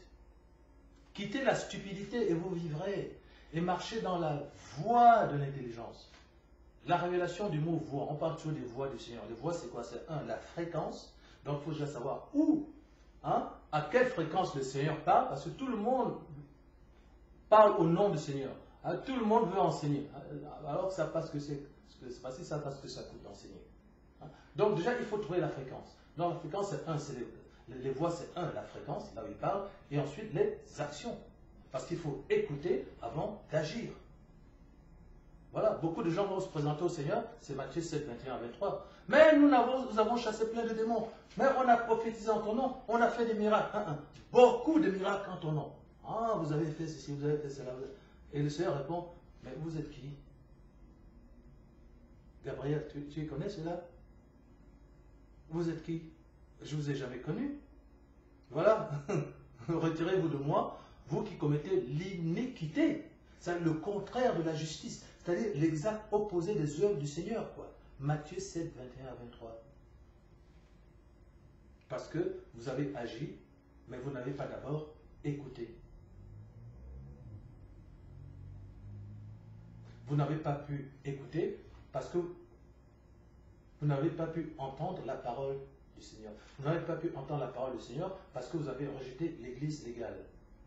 Vous avez rejeté l'ordre de l'église de Yahushua. 1 Corinthiens 12, 28. J'ai établi premièrement les apôtres, secondement les prophètes, troisièmement les docteurs, quatrièmement les évangélistes, cinquièmement, les pasteurs, vous en foutez tout ça. Vous croyez que le Seigneur il s'ennuyait ce jour-là pour dire premièrement, deuxièmement, troisièmement. Hein? Alors que manifestement, le Seigneur est en train de dire, mais mon église, c'est pas n'importe quoi, il y a une hiérarchie. Hein? Premièrement, ça veut dire proton, en grec, c'est-à-dire première pierre. Savez-vous que vous venez bâtir soi-disant la maison du Seigneur, eh bien sachez que personne ne bâtit sans poser d'abord les fondements. D'abord la première pierre. Mais la première pierre, c'est les apôtres. Donc c'est la pierre sans laquelle rien ne peut être fait si on ne l'a pas d'abord posée. Mais vous venez, vous bâtissez vos églises. Ah mais moi je suis évangéliste, c'est mon église, c'est moi qui fais tout ça. Je suis chez moi, tu n'as rien à me dire. Mais moi je suis prophète des nations, je suis chez moi ici. Ah bon? Et l'apôtre, il est où? C'est où premièrement, deuxièmement, troisièmement? Mais quand on regarde derrière lui, il y a 2000 personnes quoi. 2000. Le monsieur a des jets privés, des hôtels. Hein, comme il disait, on est présent dans 120 pays. Oui, c'est une église, mais pas celle de Yahushua. Le problème, c'est que, manifestement, le Seigneur a permis à tout le monde de bâtir les églises qu'il veut. Et ça n'a jamais été interdit. Hein. Chacun peut bâtir son église quand il veut. Hein. Il l'appelait église. Le problème, c'est que si tu l'appelles église de Yahushua, là, tu seras condamné. Dans le Christ, il y a aussi des églises. L'église, ce n'est pas un mot religieux, hein. Ce n'est pas un mot spirituel.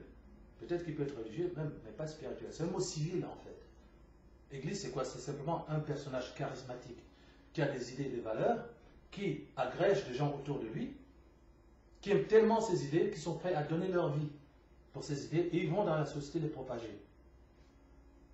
C'est ça qui est autant du Christ. Il y a l'église chez les Grecs, chez les Romains, chez les Hébreux. C'est comme des partis politiques. C'est ça, en fait. L'église, c'est la version moderne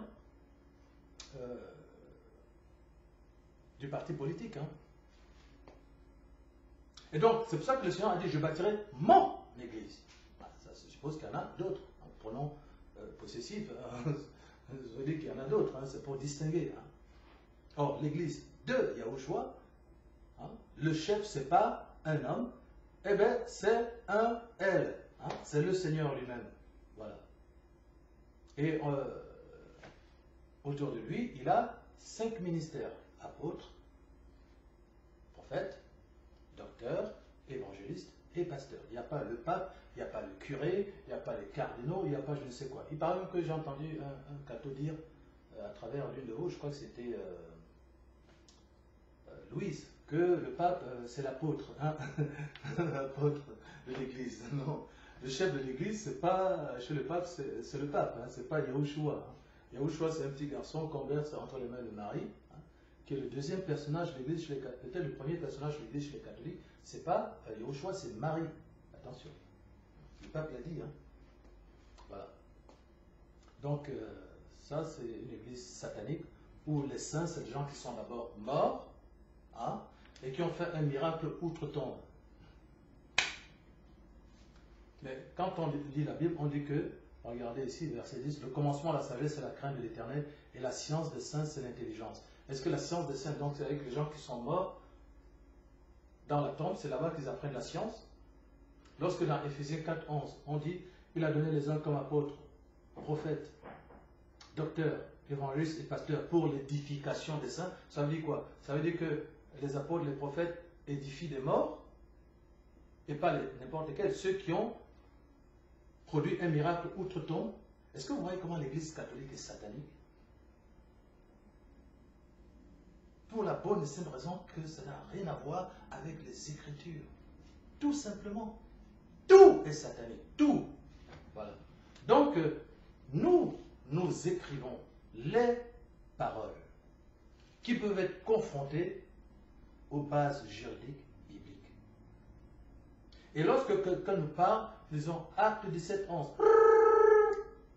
Ces Juifs de Bérée étaient plus sages que ceux de Thessalonique, car ils sondaient tous les jours la parole de Yahweh pour vérifier si ce qu'on leur disait exact. Monsieur le Cateau, c'est où écrit l'adoration de Marie?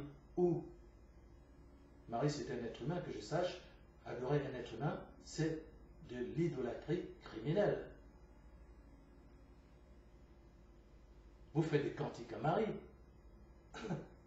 C'est écrit où? Hein? Le protestantisme est né d'un moine catholique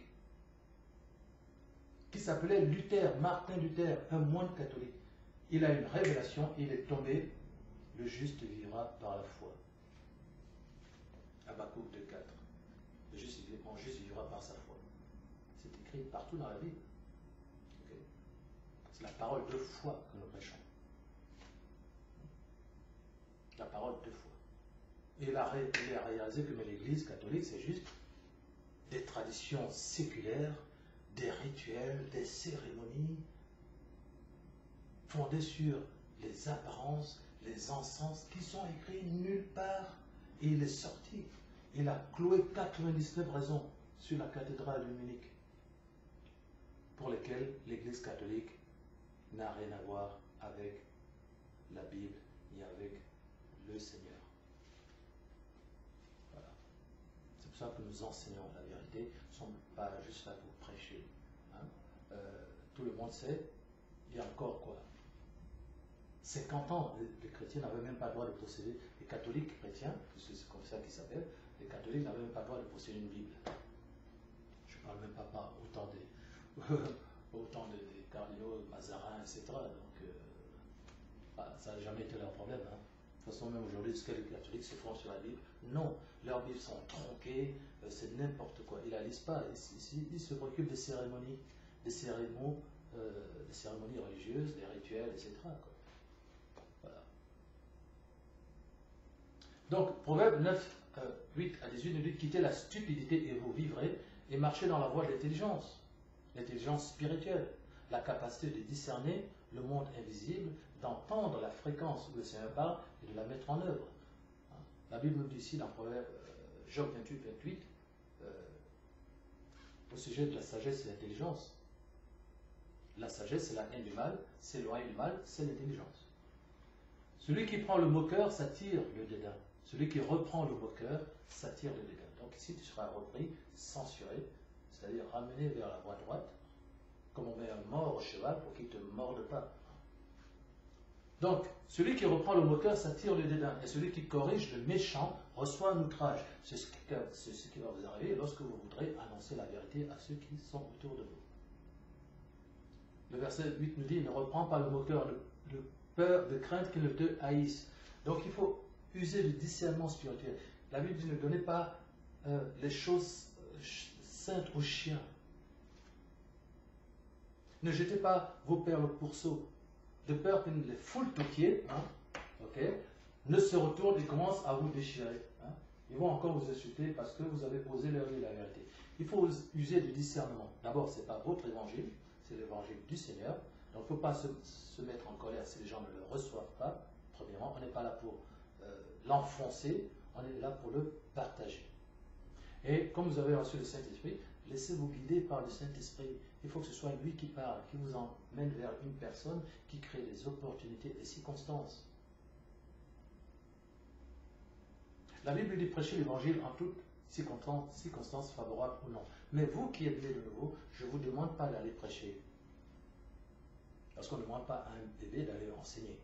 Parce que c'est comme ça que vous faites cisailler et que vous revenez en pleurant. Hein. Il y a un temps pour chaque chose. La Bible dit: lorsque tu seras affermi, affermis tes frères. Ok? Tu n'as pas le temps d'aller prêcher. Alors, dites comment vous êtes heureux, comment vous avez reçu le Seigneur. Mais si les gens vous posent trop de questions, j'ai un apôtre, voilà l'adresse de mon apôtre, il est même sur Skype, donc c'est facile, tout le monde peut se connecter du monde entier. Voilà son adresse Skype, contactez-le. Ok? Ne vous prenez pas la tête avec les gens. Vous n'êtes pas encore les ministres pour aller enseigner. C'est vrai que dans les églises, les pasteurs, ils restent tranquillement au chaud avec leurs femmes dans le salon, ils croisent les bras, et ils envoient les petits croyants dans les rues pour chercher les gens. Ça, c'est juste du rabattage financier. Mais ce n'est pas biblique. Le Seigneur s'adresse aux apôtres. Allez dans le monde, annoncer l'évangile à toutes les nations.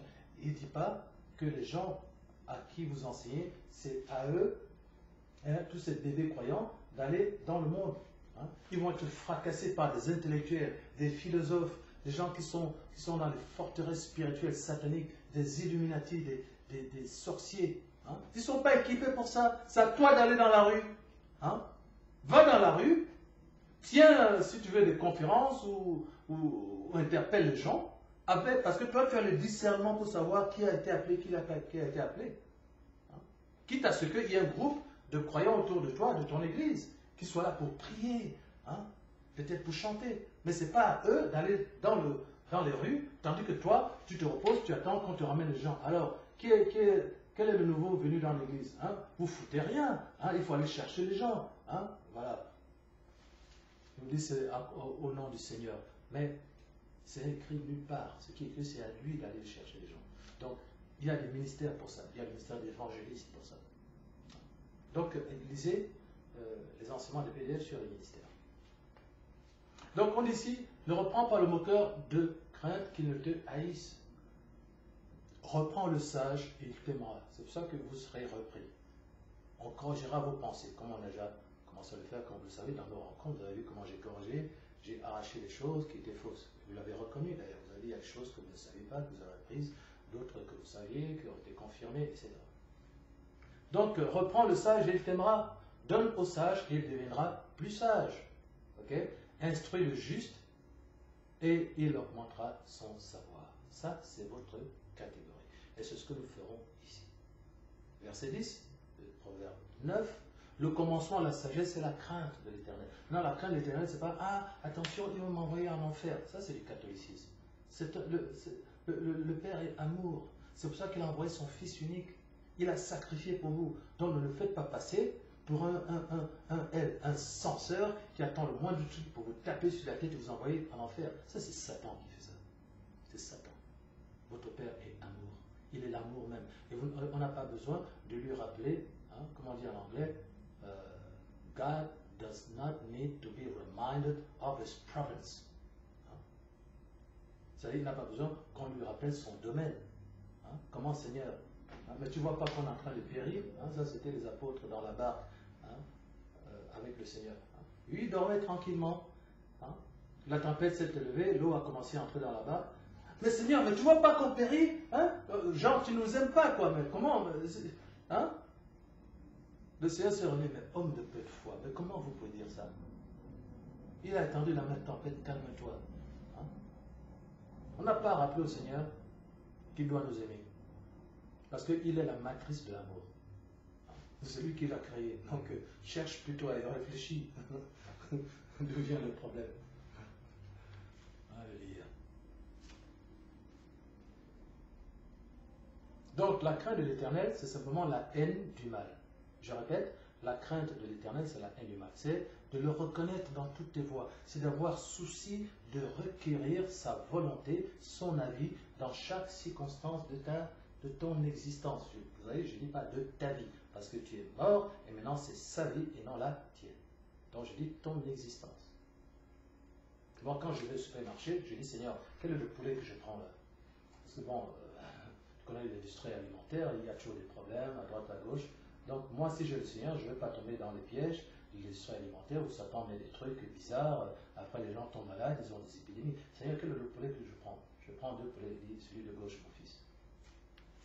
Quelqu'un qui me voit faire ça dit, mais pas la tête, tu es un adulte, tu sais ce que tu as à faire de ta vie, non?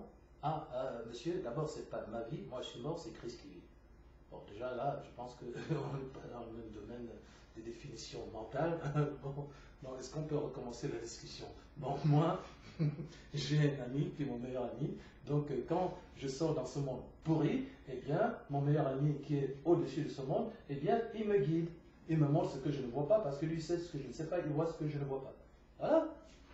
Voilà. Moi, je ne vais jamais dans les hôpitaux. Je passe des années sans aller dans les hôpitaux. Voilà. Parce que le Seigneur, je vis avec lui, c'est mon épouse, c'est mon ami, c'est mon fiancé, c'est mon père. Donc là, ma fiancée, c'est comme vous voulez, dans l'église, c'est l'épouse. Hein. Donc c'est pour dire que le Seigneur et vous, vous devenez un. Et il n'y a aucune circonstance de votre vie. Parfois, le Seigneur me dit, va te brosser les dents. Parfois, je suis tellement fatigué, je tombe de fatigue à 3h. Va te brosser les dents. Tu as laissé la vaisselle dans la cuisine là. Les anges, ils font pas la vaisselle. Hein? Ah oui, Seigneur, c'est vrai. Voilà, on est un couple. Je suis en train de vous montrer la relation par opposition à la religion. Parce qu'il y a des milliards de croyants sur cette terre. Pour eux, le Seigneur, c'est le dimanche. Entre-temps, ils font ce qu'ils veulent. Ah bon? Donc le sien, c'est uniquement une fois par semaine, quoi. Le reste du temps, c'est qui? Voilà. Le reste du temps, c'est ta chair. C'est Satan, c'est les copains, c'est les copines. Je fais ce que je veux. Le dimanche, je vais bien habillé. Je dis, ah, alléluia, le Seigneur est bon. Hein? Voilà, n'importe quoi. N'importe quoi. La parole que tu reçois doit te transformer. Sinon, elle ne te sert à rien. Il vaut même mieux que tu ne l'écoutes pas à ce moment-là. Ok? Donc, la haine du mal, c'est ça la crainte de l'Éternel. C'est reconnaître l'Éternel dans toutes tes voies. C'est requérir sa volonté, sa science, son avis. Et aussi sa protection. Ne va pas te battre, ne va pas insulter. Éphésiens 6,12. Nous n'avons pas à lutter contre la chair et le sang. C'est-à-dire les êtres humains, ni même des chiens, la chair et le sang. Mais contre, donc nous avons à lutter. Donc il y a aussi une chose qui s'appelle la guerre spirituelle. Il faut faire la guerre spirituelle si tu as reçu le Saint-Esprit. Si tu es un enfant du Seigneur, tu vas faire la guerre spirituelle. Pourquoi? Parce que si tu es un enfant du Seigneur, tu as la lumière. Si tu as la lumière, ce monde des ténèbres te combattra de manière naturelle. Par définition, quand on allume les ténèbres dans une pièce sombre, qu'est-ce qui se passe? Les ténèbres fuient. Et qui se souvient des ténèbres en pleine lumière? Donc, allumer une lampe en toi, selon il est écrit, on n'allume pas une lampe pour la mettre sous la table, sous le boisseau, mais on la met sur le chandelier et elle éclaire toute la maison, non seulement la tienne, mais aussi celles qui sont autour de toi. Donc tu ne peux pas cacher ta foi. Mais si tu dois la donner, la partager, il faut le faire avec parcimonie, et si, avec intelligence, avec sagesse. Et si tu n'es pas assez formé, envoie les gens vers ton église, vers l'apôtre tel, le prophète Franck, le docteur Mike, la diaconesse Janie, l'apôtre Emmanuel Moté. Vous tapez Emmanuel Moté sur Internet, mon nom est partout, toutes les choses que j'ai faites sont partout, les livres que j'ai écrits, les films, etc. Donc je ne suis pas quelqu'un, on dit, ah mais c'est quoi cet obscur gourou là, c'est qui lui? Je ne peux pas mentir parce que tout de suite tout le monde entier va le savoir, mon nom est partout. Et ce nom c'est le nom de Christ, donc voilà. Il y a des vidéos partout, il y a des livres.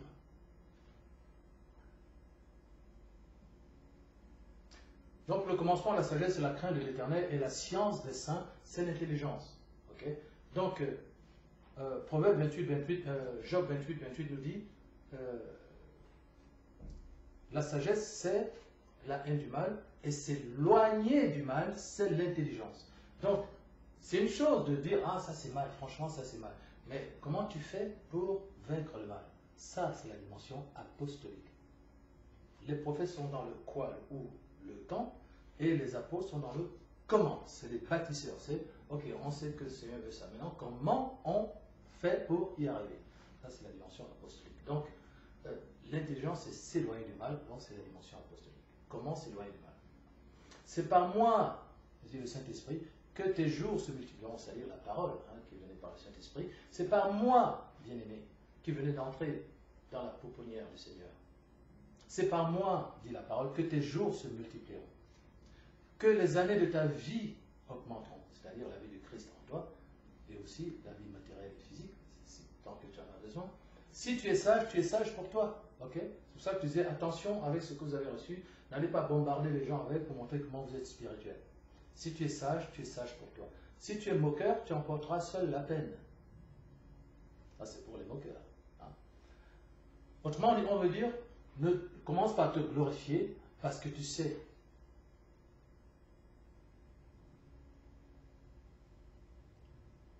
Si tu es moqueur, tu emporteras seul la peine. La folie est une femme bruyante, stupide et ne sachant rien. Donc on agit ici par analogie.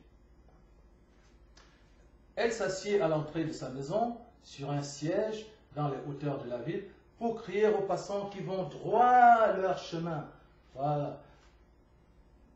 Dans la révélation du livre de l'Apocalypse, la femme, c'est une mentalité. C'est, ça peut être un mouvement religieux, ça peut être une construction intellectuelle. Par exemple, la grande prostituée est dépeinte comme une femme. Donc le mot femme ne doit pas être pris ici au sens propre, mais il représente une mentalité. il représente une forme de croyance. Il représente aussi le monde. Hein? Voilà.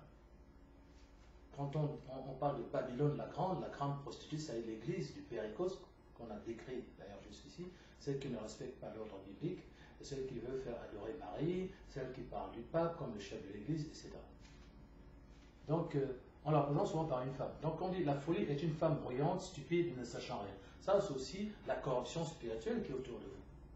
Elle s'assied à l'entrée de sa maison sur un siège, dans les hauteurs de la ville. C'est justement des gens qui ont le pouvoir, qui sont élevés, qui ont l'autorité dans le domaine spirituel, philosophique, intellectuel. Pour crier aux passants qui vont droit leur chemin. C'est-à-dire, vous qui cherchez la vérité, vous avez ces influences diverses qui sont là pour vous pervertir, pour essayer de vous déséquilibrer, de vous attirer. Et finalement, qu'est-ce qu'ils sont en train de dire? Le verset 16 le révèle. Dans tous ces discours, en fait, ils sont en train de dire que celui qui est stupide entre ici. Va dans telle église, va dans telle cathédrale, va fonctionner d'après la culture ethnique, d'après les traditions familiales, d'après les modèles de comportement de la société, d'après la mode. Comme je disais à notre chère Louise, que j'aime beaucoup, je l'ai cité, Henri de Monterland, puisqu'elle vient de passer son bac. Monterland lui-même, qui était croyant, il disait, vous prenez le manque d'imagination, vous ajoutez le manque de caractère, vous avez la mode. Et il n'y a rien d'aussi abject. Voilà, la mode. Souvent, on ne sait même pas d'où elle vient, mais nous, on sait qu'elle vient de Satan. C'est l'esprit qui agit dans les fils de la rébellion, le prince de la puissance de l'air. On capte des trucs, ah oui, c'est ça qui est maintenant à la mode, c'est ça maintenant qui est en vogue, c'est ça maintenant qui est in, voilà. Le prince de la puissance de l'air, c'est laissé dans l'air, on ne sait pas d'où ça vient. Voilà. Mais quand on a le discernement spirituel, on sait que c'est les laboratoires de Satan qui fabriquent vos vêtements à la mode, vos maquillages à la mode. Le livre d'Enoch nous a révélé que en fait, le maquillage a été donné aux femmes par l'ange déchu Azaziel. C'est lui qui a appris aux femmes à se peindre le visage, etc., les paupières, etc. Ça vient d'un ange déchu Azaziel. Et Azaziel, parmi les 120, c'est celui que le Père Elohim, Yahweh, a désigné comme étant le responsable de tous. Azaziel est actuellement enfermé. Il a dit, enfermez-le et faites tomber des pierres pointues sur lui, enfermez-le dans les ténèbres dans un temps indéfini, indéfiniment long en fait, et faites tomber sur lui des pierres pointues. Azaziel. J'ai fait une vidéo comme ça à l'époque. Azaziel make-up. Ils ne savent pas. N'est-ce pas que je vais citer une chrétienne qui témoignait que grâce au Seigneur, une sœur lui a offert une super boîte de maquillage hyper chère. Hello! Église Impact Centre Chrétien. Elle n'est pas la seule. Azaziel est entré dans l'église. Pourquoi? Parce qu'il n'y a pas ce qu'on appelle un enseignement qu'on appelle la culture du royaume divin. Il faut bâtir une culture dans l'église, sinon les mentalités dominantes de l'endroit où se trouve votre église vont entrer dans l'église. Donc il faut lever des barrières culturelles. Et c'est ça qu'on appelle la repentance. La culture, c'est quoi? C'est le modèle de pensée, de comportement, de langage, les modes vestimentaires, les formes sociales, les valeurs, les traits matériels d'un groupe. Vous savez ce que les distingue de l'autre. C'est ça la société. Toute société, toute famille, tout couple fonctionne sur la base d'une culture. Voilà. Matthieu, mais on ne se lève pas de table. Il faut demander, papa, est-ce que je peux me lever de table? Mais enfin, Sarah, qu'est-ce que tu fais? Il faut attendre l'heure du repas pour manger. Tu ne vas pas manger dans ta chambre. Et à l'heure du repas, tu diras, ah, j'ai pas faim. C'est quoi ça? C'est la culture de la maison. La culture, c'est ce qui permet de fonctionner. Mais vous voulez marcher dans le royaume du Seigneur, vous voulez aimer le Seigneur, vous dites que vous êtes enfant du Seigneur, mais il n'y a pas une culture qui a été construite pour que vous puissiez fonctionner. Vous avez plein de préceptes, mais comment on fonctionne dans l'Église? Comment on fonctionne? La culture doit être bâtie et elle vient de l'apôtre qui doit l'implémenter. Et chaque Église a une culture fondée sur un aspect de Christ. Parce que Christ est une richesse infiniment variée. Il a donné plusieurs apôtres, et lorsqu'on rassemble chaque dispensation, chaque fondement apostolique, apparaît alors l'image du Christ. Vous voyez? Donc chaque église est un fondement, et ce fondement représente une culture qui permet d'ériger des barrières. Vous arrivez dans un pays où la culture c'est la magie, par exemple dans Haïti. Mais vous êtes obligé, dans votre église, de vous assurer que ce qui domine, ce n'est pas le monde des esprits, les prières, l'imposition des mains. Vous devez d'abord vous assurer que c'est l'enseignement qui domine et pas les esprits. Parce que c'est Haïti.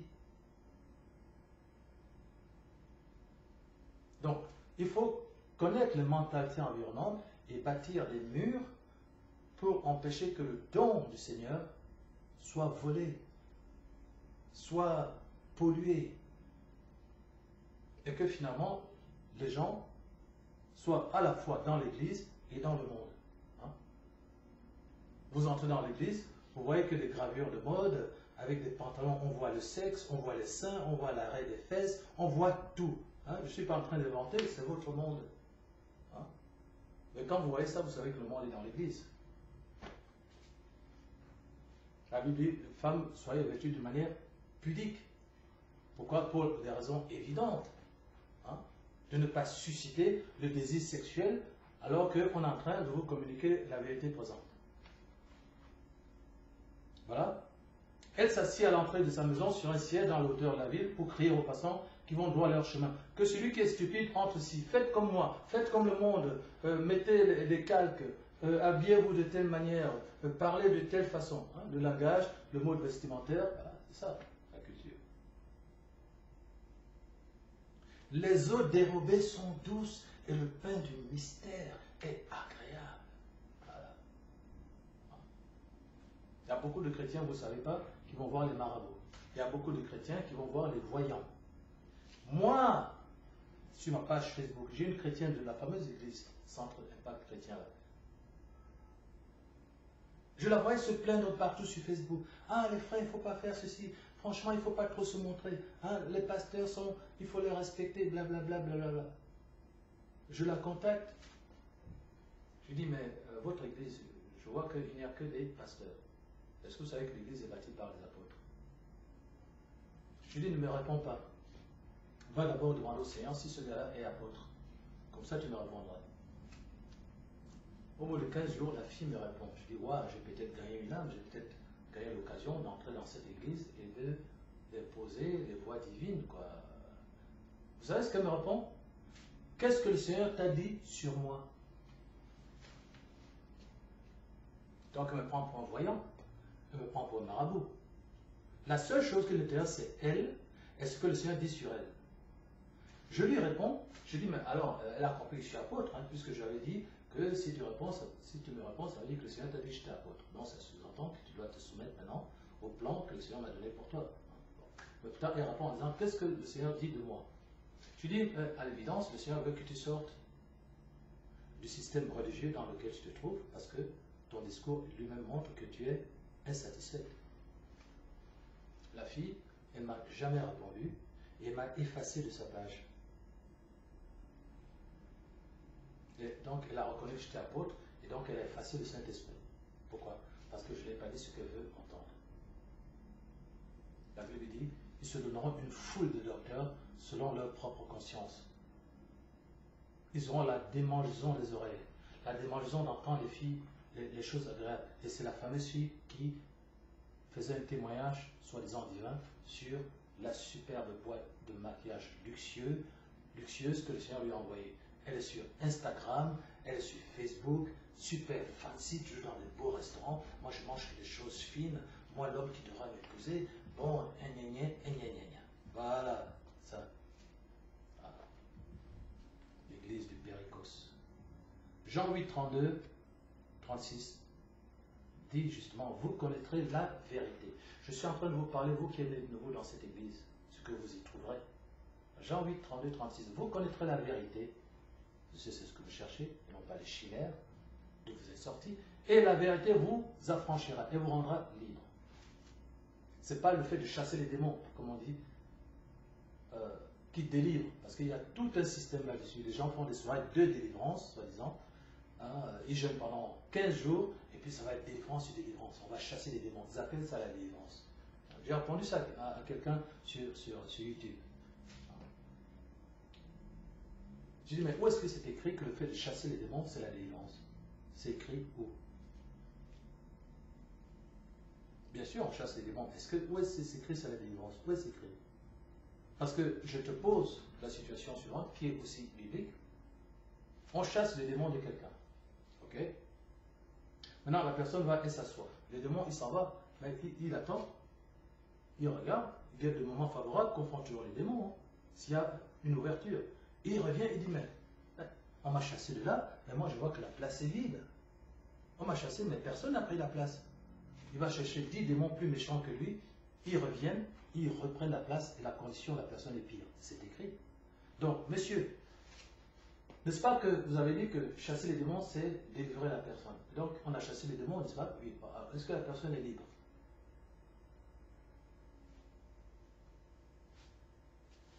Donc, à l'évidence, chasser les démons de quelqu'un, ce n'est pas délivrer la personne. Par contre, monsieur, si vous me permettez, moi je vais vous lire ce qui est écrit. Hein? Bon, peut-être ça va vous changer un petit peu. Hein? Jean 8, 32, tu connaîtras la vérité et la vérité te rendra libre. Qu'est-ce que vous en pensez? Le disciple n'a plus jamais répondu. Il est parti jusqu'aujourd'hui, il n'a plus jamais répondu. Voilà. Si j'ai la révélation de mes mauvais penchants, si j'ai la révélation de mes défauts, c'est alors que je pourrai les combattre. Donc c'est la connaissance de la vérité qui me rend libre. C'est la connaissance de ma vérité, de la vérité, qui va faire que je vais renoncer à tel penchant et ainsi Satan ne viendra plus chercher sa nourriture chez moi. Le Seigneur dit à Caïn qui se plaint parce qu'il a tué Abel et qu'il est réprimandé par le Seigneur, il dit, ah mais moi, voilà, tous ceux qui me rencontreront vont me tuer. C'est son problème, hein? Tous ceux qui me rencontreront vont me tuer. Hein? Jamais il va se demander pardon parce qu'il est du malin. C'est la race du serpent. Parce que la race du serpent sur terre, du fait qu'elle a eu 2 semences en elle. Voilà. Le Seigneur avait dit au serpent, je mettrai inimitié entre ta postérité, donc qui est en elle, et sa postérité, celle de l'homme. Donc il y avait 2 postérités en Adam, en Ève, donc il suppose qu'il y a une collision sexuelle, rituelle, du fait de la corruption satanique. Comme je l'ai déjà dit, les pactes sataniques, ça se fait toujours accompagné du sexe. Hein.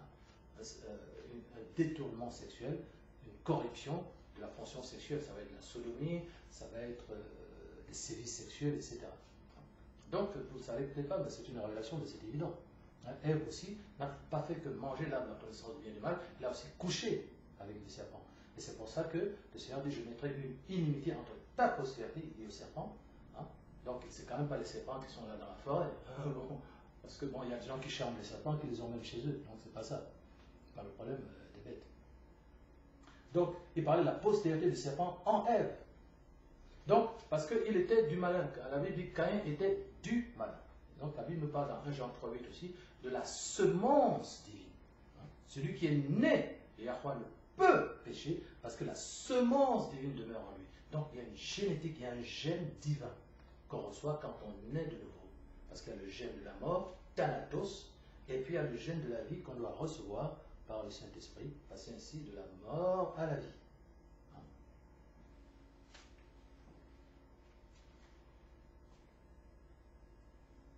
Donc, il avait dit à Caïn, mais si tu pêches, le diable couche à ta porte. C'est ça le truc.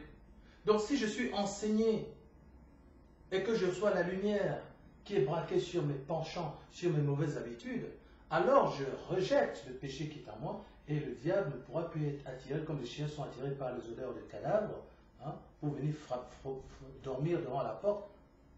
Vous voyez? Donc c'est la révélation de la vérité qui en fait délivre. Ce n'est pas le fait qu'on chasse les démons. C'est pour ça que toutes ces églises où on chasse les démons, c'est juste des cirques sataniques. entre, ça sort, ça entre, ça sort. Hein. Sors, je ne sors pas. Non, je ne sors pas. Sors, je ne sors pas. Hein. Ça dure 1 heure. Un spectacle. Où c'est écrit? Depuis quand le Seigneur peut dire au démon sort, il dit je ne sors pas? Hein? Où? Est-ce que ça vous paraît avoir le moindre sens? Et pourtant, ces églises, il y a des milliers de gens qui les suivent.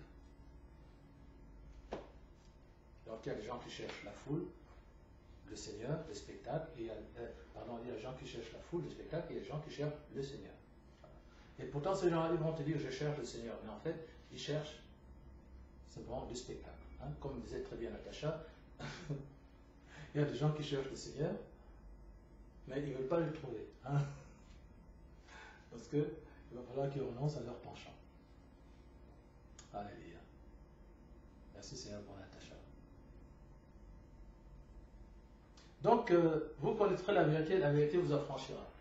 Ils lui répondirent, nous sommes la postérité d'Abraham et nous ne fûmes jamais esclaves de personne. Mais si tu es Adam, tu es esclave de Satan depuis la chute. Hein? Oh là là. Et regardez, ils sont en train de contrer le Seigneur, quoi. Hein? Les pharisiens. Ces gens qui disent, ah mais moi je suis pasteur, moi je suis prédicateur. Hein? Comme a dit l'homme, vous ne comprenez rien à la Bible. Hein? Vous avez des constructions humaines. Hein? Parce que le type de Jésus disait, tu ne peux pas être à la fois apôtre et prophète. Hein? C'est écrit où? Alors regarde 1 Corinthiens 12, 28. J'ai donné premièrement les apôtres, secondairement les prophètes. Hein? Et puis, Éphésiens 4, ensuite donné les uns comme apôtres, les autres comme prophètes. C'est pas pour qu'on soit tous. Hein? Qu'une seule personne habite les 5 ministères en même temps. Sinon, on n'en aurait pas donné 5. À ce moment-là, on retourne au temps des prophètes qui faisaient tout. Quoi. Voilà comment ils sont. Et ici, ils confrontent les mêmes.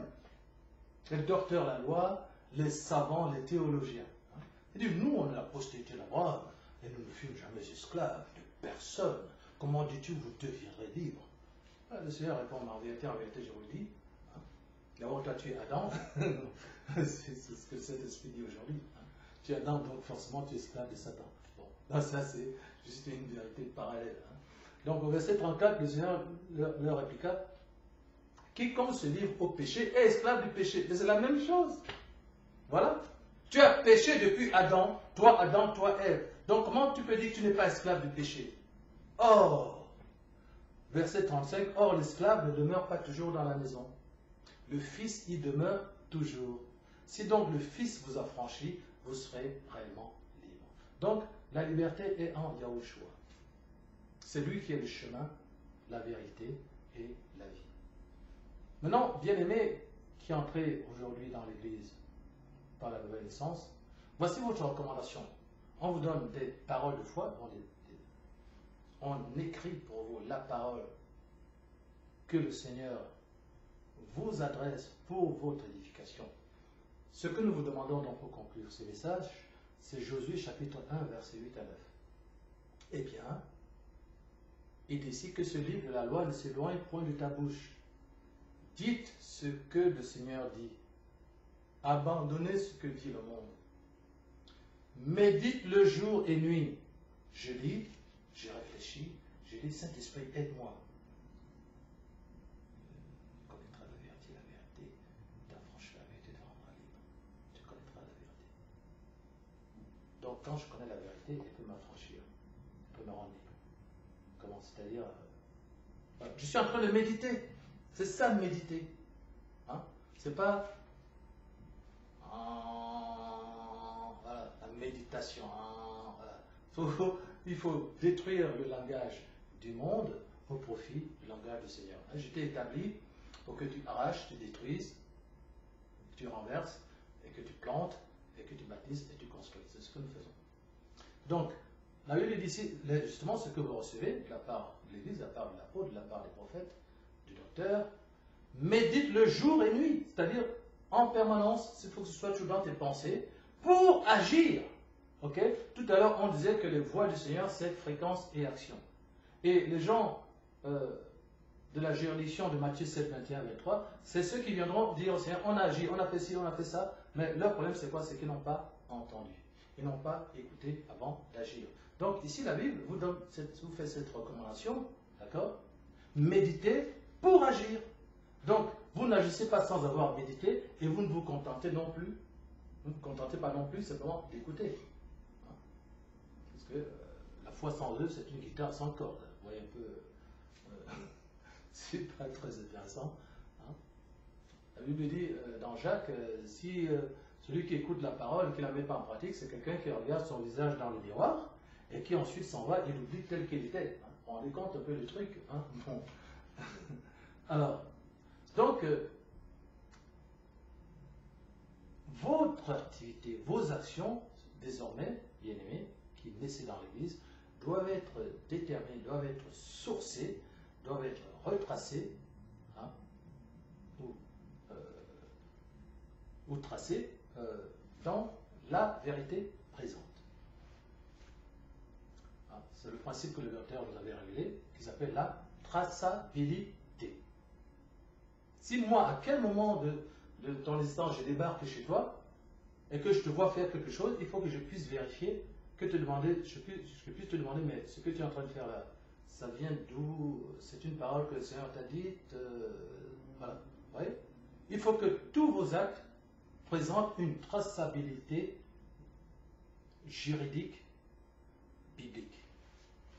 Tous vos actes doivent être juridiquement tracés dans la Bible, et pas dans la Bible, hein, de manière générale, puisque la Bible c'est juste un texte, c'est des livres en fait, c'est 66 livres qui sont assemblés. En réalité, il ne s'agit pas juste de la Bible, il s'agit des paroles qui viennent de la vérité présente, qui vous a été enseignée dans l'Église légale, conduite par un apôtre des derniers temps.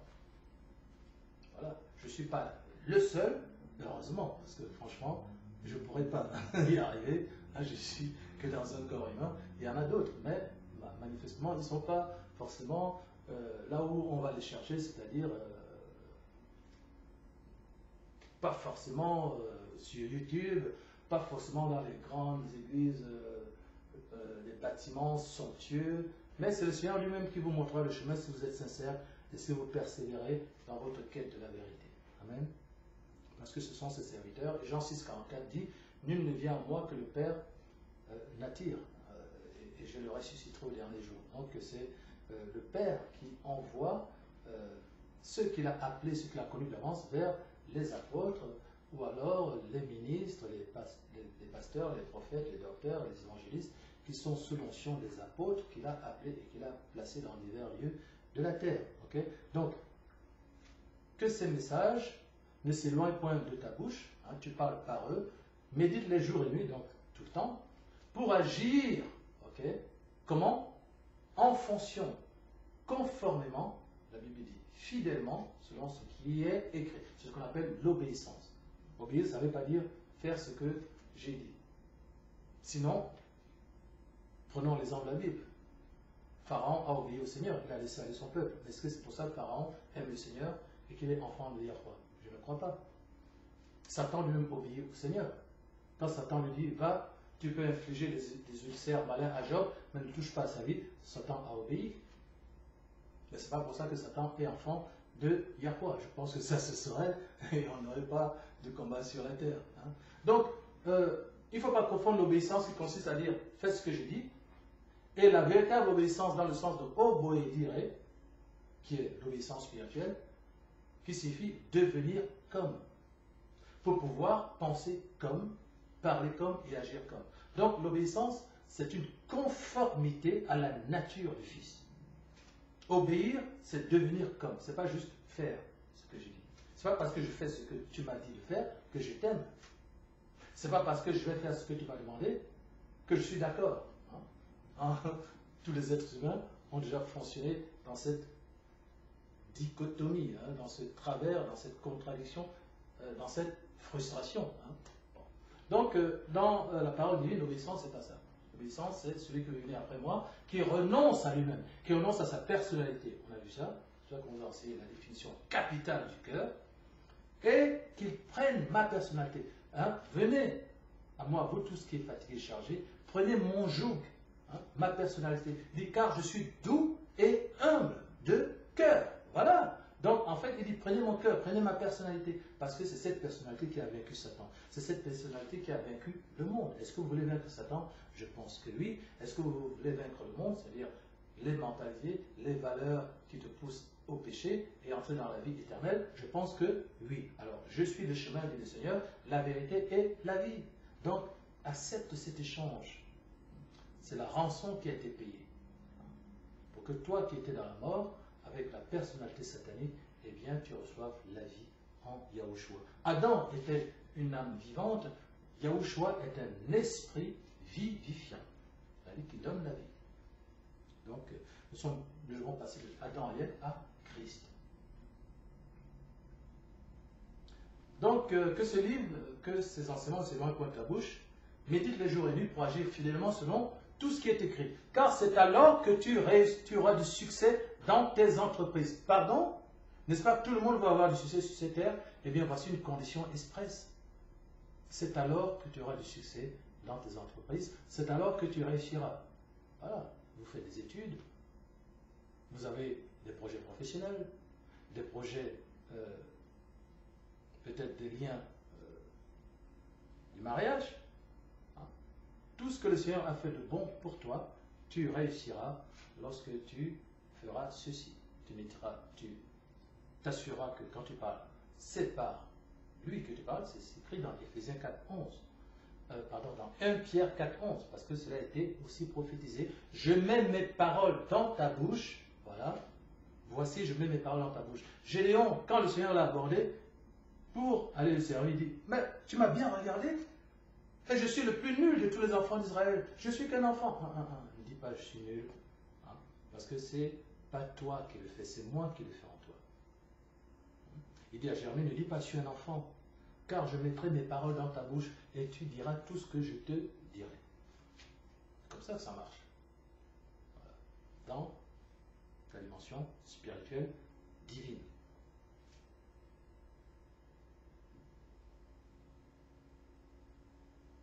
Donc, voilà les conditions.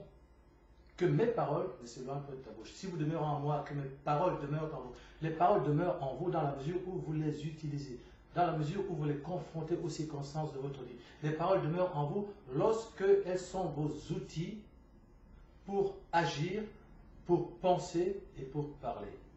Les paroles demeurent en vous lorsque vous priez sur la base de ce que le Seigneur a dit. Vous devez avoir en tête, vous devez adopter la mentalité, la culture des bases juridiques. Parce que notre Père est un magistrat et que ce monde fonctionne par des lois et que Satan n'entend que la juridiction divine. Et c'est parce qu'il savait que franchir la juridiction divine ferait chuter Adam et Ève qu'il les a poussés à la franchir. Yahweh a-t-il réellement dit, vous ne mangerez pas de tous les arbres du jardin? Est-ce que c'est vraiment ça qu'il a dit? Non, en fait, en réalité, ce n'est pas que vous mourrez, c'est que, en fait, vous deviendrez comme des dieux, connaissant le bien et le mal. Il savait que franchir la loi de Yahweh, c'est la fin, c'est la chute. Parce que lui-même l'a franchi et lui-même est tombé. Donc, requérez les bases juridiques pour penser, pour parler et pour agir et pour prier. Parce que c'est ça qui donne la force à vos prières.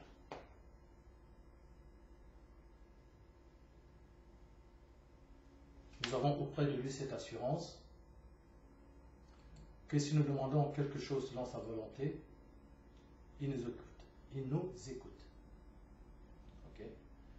Et si nous savons qu'il nous écoute, quelle que soit la chose que nous avons demandée, nous la recevons de lui parce que, justement, nous gardons ses commandements. 1 Jean 5, 14. Voilà. Bien-aimés, votre message d'accueil dans la maison d'Elio Yahé, l'église du Christ Yahushua, cette oasis dans le désert de votre ignorance, des difficultés, des rigueurs de votre parcours.